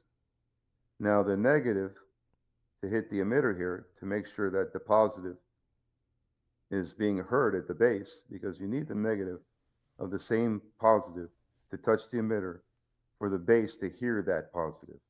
I hope you followed that. That was off the chain, though. That was like out there. Yeah. Let's say it again anyway. Okay? Yeah, say it again. Okay, one more time. You need your positive and its partnered negative, whatever negative that came with that positive, needs to touch the emitter for that positive to be heard here, for it to be heard, for the base to hear it. Otherwise, it won't be heard. So the negative of the emitter is touching the emitter is touching your negative. Sorry, it's going right here. To the battery. See? Yeah. So you're going to send your positive from your battery this way, up here through the coil and the resistor. It's going to fill up the capacitor. When the capacitor fills, it's a tank circuit right here, by the way. And, yeah, it fills and then dumps. Right. So this capacitor, once it's full with 1 microfarad, it will then dump that 1 microfarad out this way to the base. 1 microfarad with a couple volts to just trigger this and close the gate. And on and off, you know, close, open, back and forth. When it's being filled with energy, it's open. When it's draining the energy, it's closed. Interesting. So there's your tank circuit, 100 ohms with a 1 microfarad capacitor. I believe that's how I had, you know, understood Laser Saver's method for solid stating this, the Bedini. That's pretty much, yeah. I'll get it running again. I have this already built in a box at another place. I got to get it, verify this later, but pretty sure that's it. Yeah, I'm not too concerned about that being incorrect. Yeah, I'd like to build something like this on my breadboard and hook it up to the coil. Yeah, and then from there, you can, you know, let me put that back. This could be really good for phase 2. There's your positive output right here and your negative output. You can hook that straight to your PoE coil and give it the supply, the flyback coming off this coil. Yeah. It will go into the other coil and it'll oscillate the other coil with high voltage, low current flyback. There is no chance in Dalmatians of your coil burning out. What's the gauge of it? Oh, 24 AWG. Yeah. What's the ohms on it? Yeah, I think it's 9. 9 is resistance, I believe. Yeah, it's not gonna. There's no way it's gonna burn out. It's gonna get oscillated with the flyback signal from the circuit. And then I just hooked the coil up like I normally would with the output, and the input is untouched. I have the input with the stereo and the tone generator and all that. Well, your input, the plus and minus that you're using from your stereo, you would put it here instead. Take it off the stereo and put it here. Off the output of this circuit. So that's the only difference. You just disconnect the coil from the stereo and hook it up to this oscillator, and you'll be switching. Oh, so it doesn't even need the tone generator. Oh no, you could add the tone generator. But it doesn't need it in this instance. I don't know. So that's channel A is the input. So we're hooking channel A up into the battery. Oh, okay. Well, I think if you were going to do a second channel to right here to your coil, let me bring up that one anyway. It's the PoE. Let me bring up that one. The PoE coil modification. Yeah. Okay. Can you see that? Yeah. There we go. Wrong one. Hold on. Connections. There it is. All right. Now, so here is your negative from your stereo, right? Okay. Yep. The negative from the stereo, and then a positive terminal from the stereo.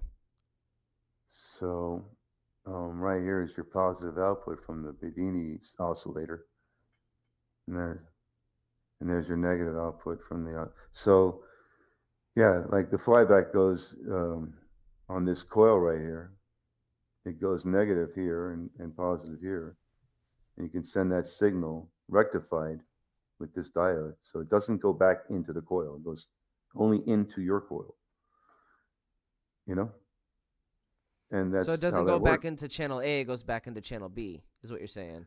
Well, both channels need a diode to prevent one channel feeding into the other. Right. So on your channel, your tone generator, you could put a diode on it. It should still get the tone on it. Okay, so we're still using a secondary set of coils though in this circuit though. So we're having the Rodin coil hooked up. Okay, that makes sense. And then in terms of the hookup, we hook up the input of the coil to that first I mean, circuit there. you don't have to bifilar this to get it running. You could just have a single coil right here. Just wrapped around some iron. And trigger the transistor to charge it. You don't need this to be part of it. You could just use the same, you could just use this, not bifilar it at all. It will still trigger the transistor here. Mm-hmm. So all of these components, I would probably have a lot of them except for those two coils and the transistor.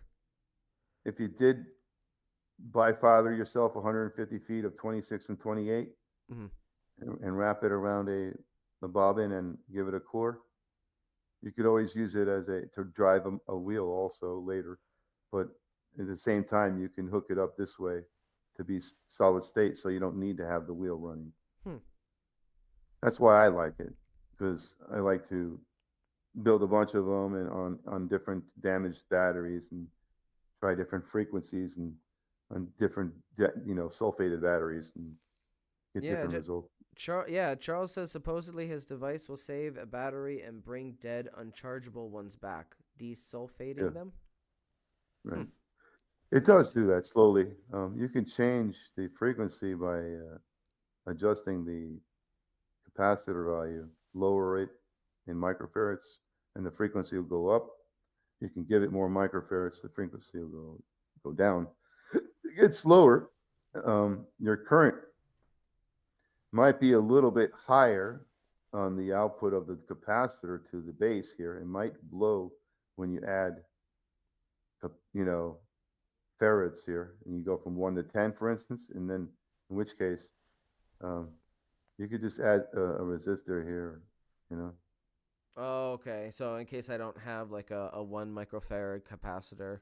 Yeah, if you wanted to use like a 10 microfarad here or 100 even, that would slow down your frequency big time, and would also create a longer duty cycle. So in this circuit, since we don't have the stereo hooked up at all, what's creating the frequency? The capacitor. The capacitor. Okay, the discharge of the capacitor. And the charge rate in the resistors. And the charge rate of a 12-volt source into that capacitor. Okay. That pressure right there, that pressure value. You could always increase your voltage and increase your frequency with this same setup. No, this is really brilliant. I'm gonna have to talk with you when I'm ready to build it. But I have most of the components here. I think I need to get the proper transistor and the coil, and have you explain to me at some point how to properly wind it or whatever. Yeah, I mean it's you can oscillate an electromagnet with all kinds of ways to do experiments. And I do have these little tiny they're basically little tiny electromagnets used for electromagnetic levitation. I've got 3 of them. I wonder if we can do anything with those. You have 3 electromagnets, you said? Yeah, they're the little levitation disc magnets, the electromagnets that use for magnetic levitation, where you have to synchronize. with a pulse, and you can levitate something. Yeah, I haven't seen that. But yeah, I believe you. But they're basically little tiny coils, and they got like I think magnetic material wrapped on the Hey, Noel. in the core. Let's see. Where's the So what I want to say is I'm trying to bring up your screen. Hold on.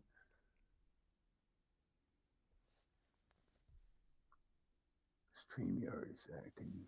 Yeah, I'm gonna go get them real quick. I'll show them. Yeah. I think magnetic material Hey, Noel. in the core. Yeah. Oh, getting some echo. So yeah, it's amazing to me is the. I'm getting some echo. Out there, but I'm sorry. Hold on. Oh, that's okay. What's amazing to me about the reverse of the polarity of the coil is because I did do the Bedini thing with the 2 batteries, and I had it running for a while, and I did try with a 2 of identical batteries, and I did see that happen. The charge was just being moved from one battery to the other pretty much. There was very minimal loss, minimal. Thing would run for days. Right. And it's not, can you see my screen? It would run for days before the energy from one battery funneled over to the other battery through the circuit. Wow, the wheel was spinning. Wow. What's that? Oh yeah, I've seen those. Those are like nifty little coils that are Amazon, right? Yep. I was looking at those. I got 3 of them. I wonder if we can use those. Can we use these? What's the core? Is a core or a magnet in the center? It's just a core. I think it's just iron. It's not. It gets magnetized when I charge it. Yeah. But you could use that you could oscillate that to generate the same flyback I'm talking about to send into the PoE coil. But what's the gauge on that little coil there? I mean, how many amps can that have? I don't know. It's real tiny. It looks like a 26 though. Yeah. So you got to measure the ohms on it with your meter. Get the ohms on it with the meter, and then you'll know. Meter? Yeah, give me 1 second.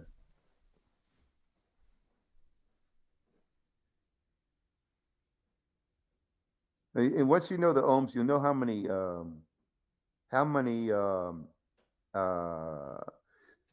milliamps or amps it can handle, and you can always convert the amps to watts if you want to figure out the watts it can handle. That looks like a 5 ohm coil, I think it is, which means it will draw a lot of current because it has a low resistance. So you don't want to give it too high of a voltage, because then all of a sudden it'll be pulling a lot of current. So it looks like it could hold about 10 pounds of a weight, as an electromagnet, when I look at it, which is plenty. And the trick is switching switching a power a plus and minus power into it on and off with a transistor, and then hitting the diode in the opposite direction on that same coil to another battery. It's the whole idea, of conserving the reverse polarity event, which in my opinion it's got to be at least 49% of the original signal, because if you look at all the efficiency specs on everything that you buy, a motor or whatever, anything that uses electric, it doesn't have, a true efficiency over 49%. Right. And that's because they are not capturing. There's coils in these devices that are if they're being switched or they're being oscillated with AC. They're having a reverse polarity event or a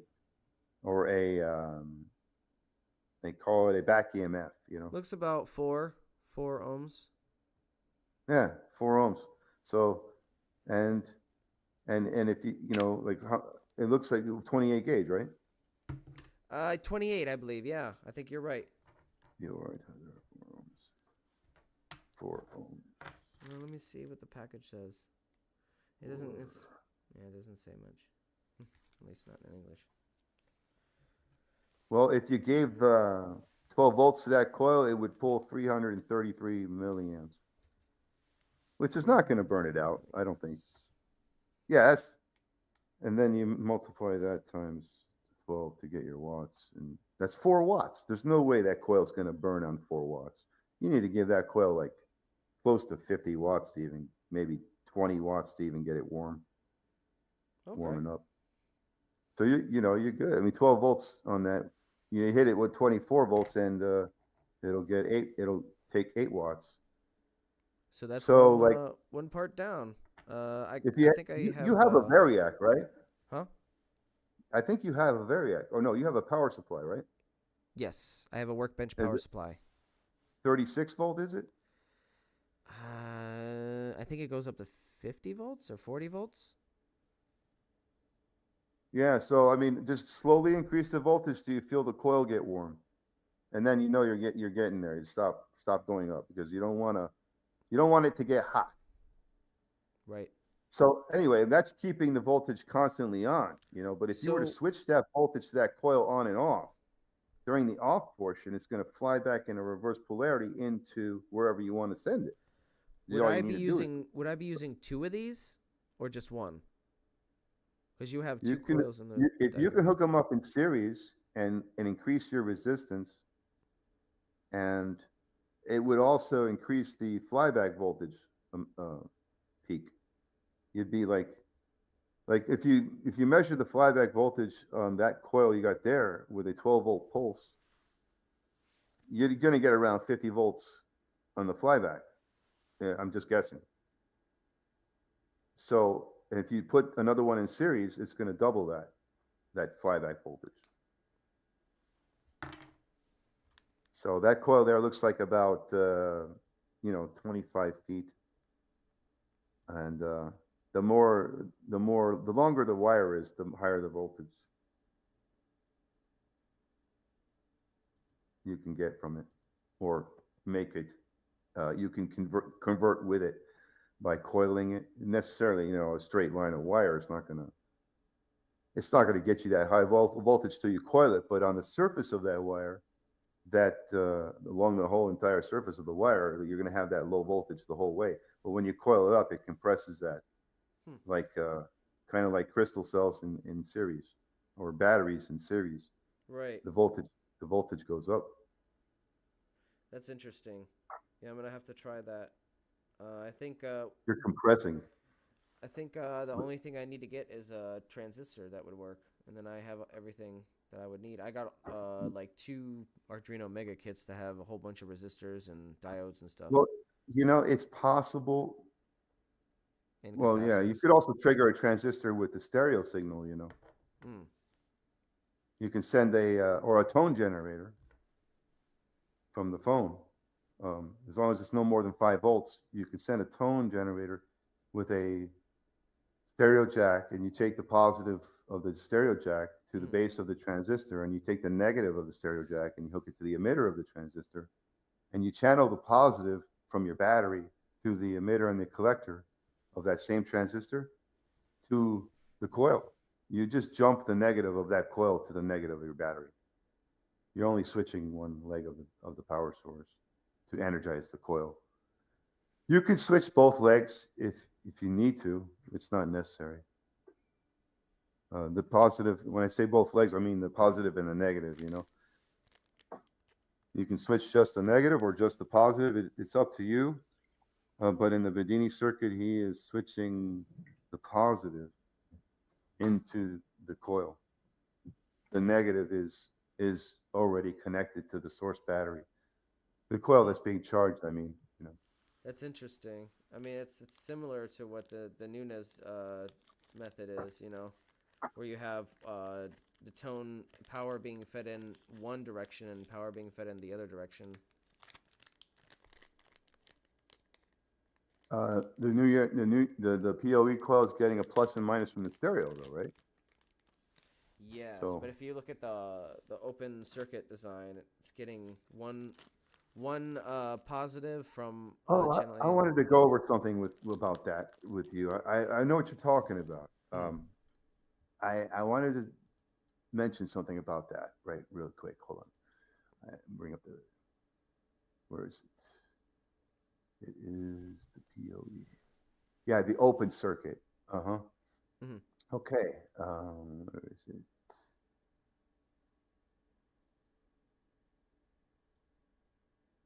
Where is it? POE. There it is. No, that's not it.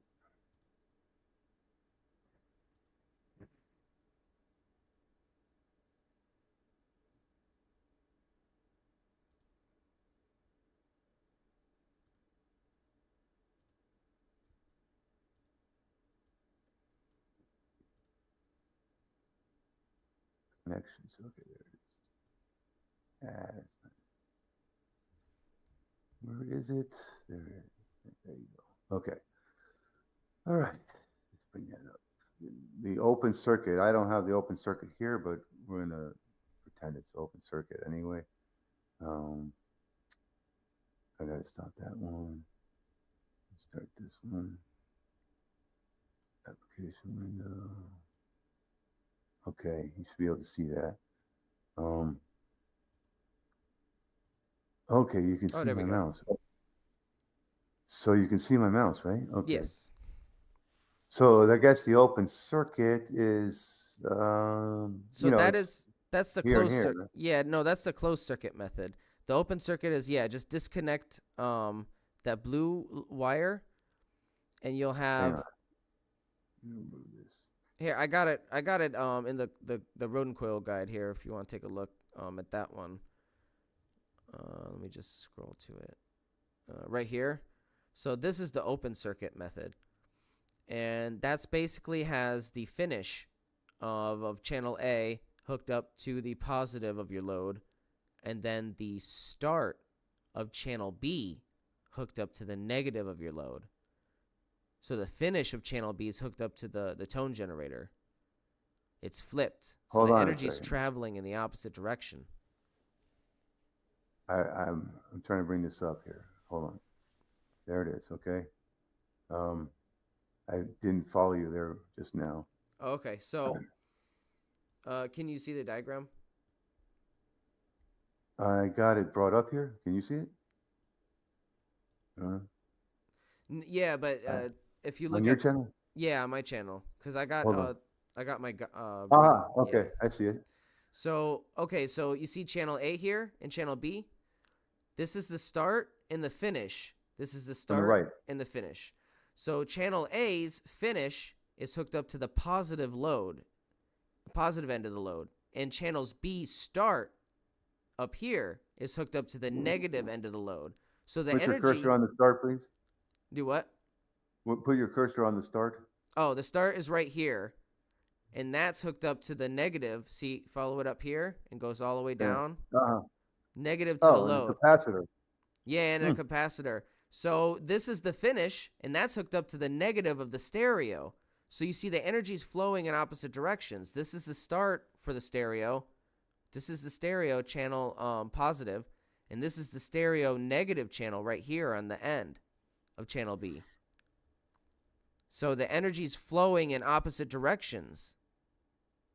This one's going this way, and this one's going this way.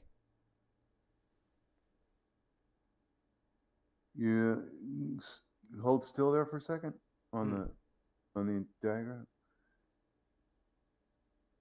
Okay. It's going in channel A and out channel A to one side of the capacitor. The channels B. Well, it's also connected. Yeah. So hold on. Channel A is receiving the positive from your stereo signal. Yes. Channel B is receiving the negative from your stereo signal. Right. The positive is going through the coil A, out into the capacitor. I believe that's not a diode. That's just showing you an arrow. So it goes into the capacitor. Is that an 8? It's a okay. It goes into the capacitor, and the negative goes through channel B through the coil into the capacitor. So you're charging the capacitor with the higher voltage coming on the ends of the two. So Correct. the plus going in channel A is coming in at 5 volts, but it's coming out at a higher voltage on the other end, a plus higher voltage. But And the negative on channel B is going in at a negative 5 volts, but it's coming out of the other end at a higher value negative to the other end of the capacitor. It's going giving in the capacitor opposite. a higher voltage charge than you have to begin with. It's a step up in the voltage. Yeah, and it's I think the important key factor though is that the energy is flowing in opposite directions, and it's only No, it's not. It's going to the capacitor plus and minus. Well, we have the positive and the negative terminals hooked up opposite of each other on the two Well, channels. if you look at how the plus from channel A goes through the coil and hits the left side of the capacitor, and you notice that the light has the red arrow on it. That's plus on the left side of the light. Right, but they're also only connected by the load, which is also unusual. The load is the light. Correct. It's an unusual way to have a circuit connecting. Yeah, but look at the plus on channel A is coming out the wire and going to the plus side of the light. The capacitor is just going to fill up with some joules of that same the polarity. capacitor, the 0.15 unifarad capacitor is optional. Right. It gives that will give you a frequency. They for say the light. they say the capacitor is used to stabilize the signal. Because it'll give you it's 0.15 microfarad. It's not even 1 microfarad. So that's a high frequency. So those lights are fluorescents. They run on high frequency. Right. So it's going to give you a high frequency. And this 18 kilohertz, if you have it that high, it's going to be really, really bouncy, right? What do you mean? Not with the capacitor. It keeps the steady frequency. Yeah, that's what I mean. It's going to be bouncy until you put the capacitor on it. Right. You're not going to get a steady frequency without that. And you're going to get whatever frequency with the voltage stepped up coming out of the channel from the generator. Well, no, that's relevant to me because on my circuit before I had a rectifier without the capacitor, and I'd noticed that the higher frequencies it would jump start. It wouldn't like slowly start up. And that was why, with the capacitor on, it smoothed out the signal and allowed it to, smoothly start up. Right. You're not going to get a steady frequency without. Well, the capacitors, they call it a smoothing capacitor. Oh boy. They call them smoothing capacitors. Stepped up coming out of the. It does. does. Hold on 1 second. As echo. Before I had a rectifier without the capacitor, and you can use it to smooth out a constant DC signal that's got low current, not a steady current, or you can use it to smooth out a DC pulse and make it a constant signal, but that would work with a higher capacitance, like more farads in there, and that would turn a high frequency pulse into more of a straight line signal, when you have a higher, because it would take a long time for that capacitor to drain once it's filled up. So when it does drain, it's going to create a nice long beep.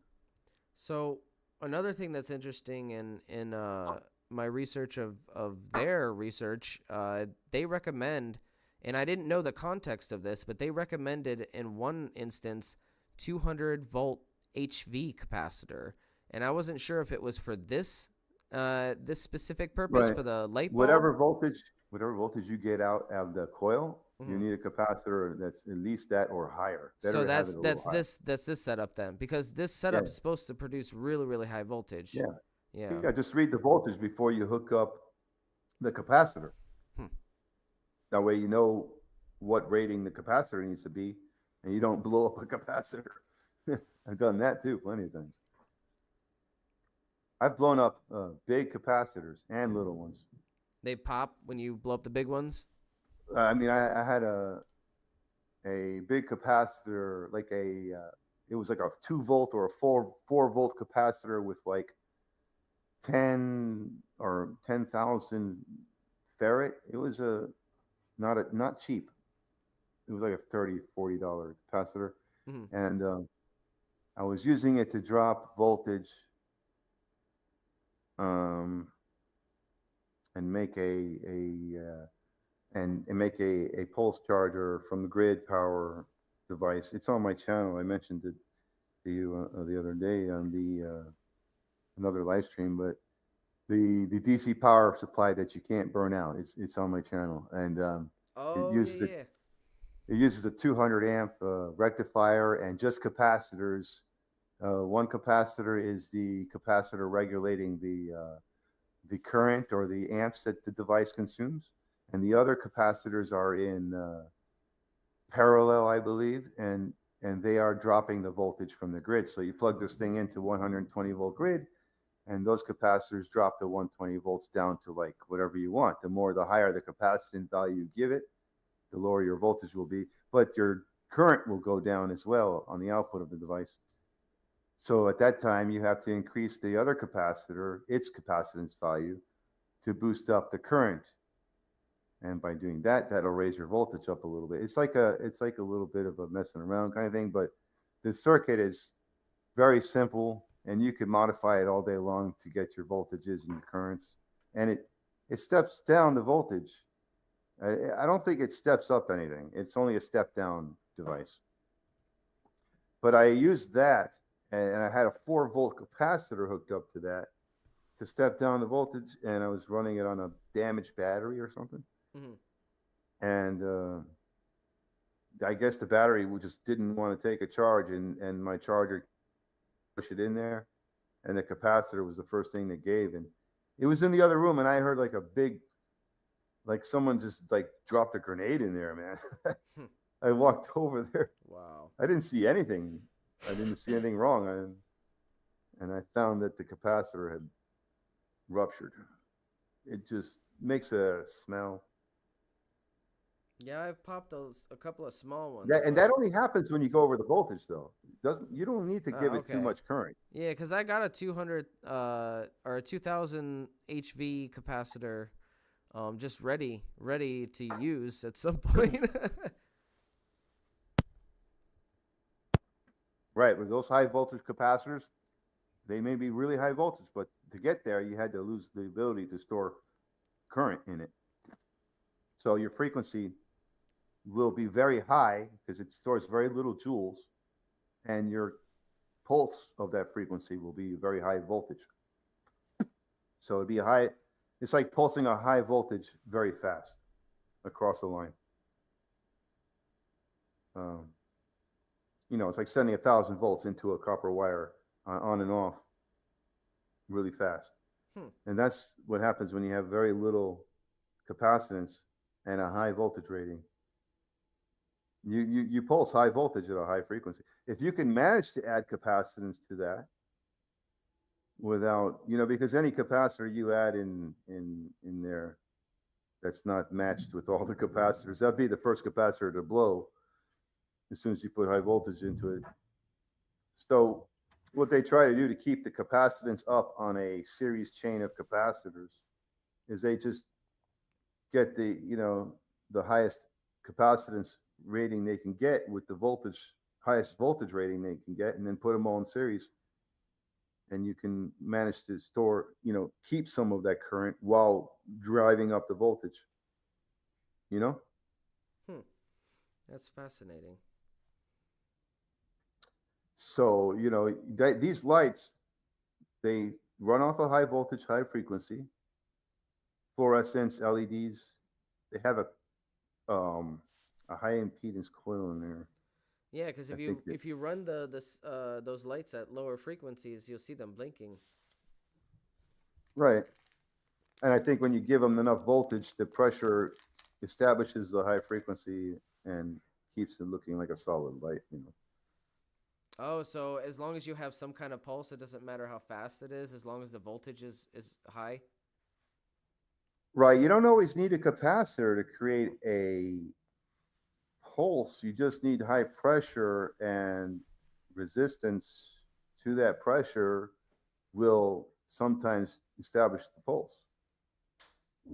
But capacitors, they make it a lot easier. I mean, you could just like put two capacitors facing each other towards the base, and two different value resistors, one 5K, one 10K. I think the Bedini solid state generator or the Bedini generator circuit has it oriented like that. But there's also capacitors in there too, doing, charging up with certain amount of joules to create a pulse across the base of the transistor and trigger it. There's ways to, I'm just saying, there's ways to trigger a transistor other than a capacitor, but the capacitor is the most popular, the most, convenient. Probably the convenient, most easiest. Like tank circuits, they have capacitors and resistors in parallel. And that was the idea here, is they wanted to simplify everything for, people, like similar to what Malcolm did with a thunderstorm generator, keep it simple so people can easily replicate it. Mm-hmm. So, yeah, I hope I got something cleared up with that Bedini circuit. I hope it makes sense to people who are thinking about replicating it.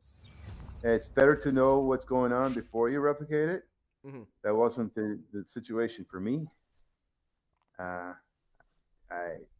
do say if I knew what was going on, it'd be a lot easier for me to replicate it. I did have failures, It took me a while to figure out. Like my first failure getting it running, it was my magnets. The magnetic field passing the trigger was not strong enough from the magnet on the wheel, Yeah, no, I know. So, you can think about these things all day, but until you start experimenting with some of these devices, you're never going to learn everything you need to learn. right, but it's regardless, if you don't know what's going on and you want to replicate it, do it. And well, the first time you do it. I'll be adding the Bedini circuit there to my Rodin coil for phase 2 testing for sure. Do it even if you don't know what's going on, because when you do get it wired up and it's not working, then you're going to have to figure out what's going on. I mean, in the process of getting it working, you're going to figure out what's going on. Correct. But that's going to be a perfect setup for phase 2 of testing when I'm able to finally get it rolled out. Yeah, so basically it's just sending high voltage reverse flyback radiant spikes into the battery. It's generating those high voltages by sending power into an inductor and removing that power quickly to create the field collapse as quickly as possible, the coil field. Yeah, I think that's Great. that's probably a critical factor too, right? That collapse being as fast as possible. Right. That's the whole idea behind the high frequency on the PoE coil. It's a really quick pulse. It's on and off fast, Right. So you don't have the duty cycle. The on cycle is not very long. It's super short. So with that, I'm going to end the stream, but I really appreciate you coming on here and explaining that for us. Yes. I know there's people out there replicating and they're like, what's going on here? In the same, their heads was spaghettios like me, So I feel it'd be helpful for people to, get some following of what's happening, so that way they can not only replicate it, but they can then, use it for other things, Yes, I mean, there's a lot you can do with it. This idea here is we want people to try to, especially the easier stuff, not the dangerous stuff, but the easier stuff like this, try to replicate it, and put your stuff on YouTube and share it with us and let us know how your own projects are going with, not only free energy, but, alternative energy, anything that saves energy, anything that, people aren't really talking about in the mainstream that will obviously save you some energy. Is what I'm down for, at least. You could set up a nice capacitor bank, charge it up with the flyback instead of like most circuits are throwing it out. They're not using it at all. Mm-hmm. Hey, Jalapeno. Thank you. Yes, thank you all for joining us, and thank you, Mike does, and he does know his stuff. So with that, I'm gonna end the stream here and. Many blessings to everybody, and I'll see you next time. Bye. Hey, guys.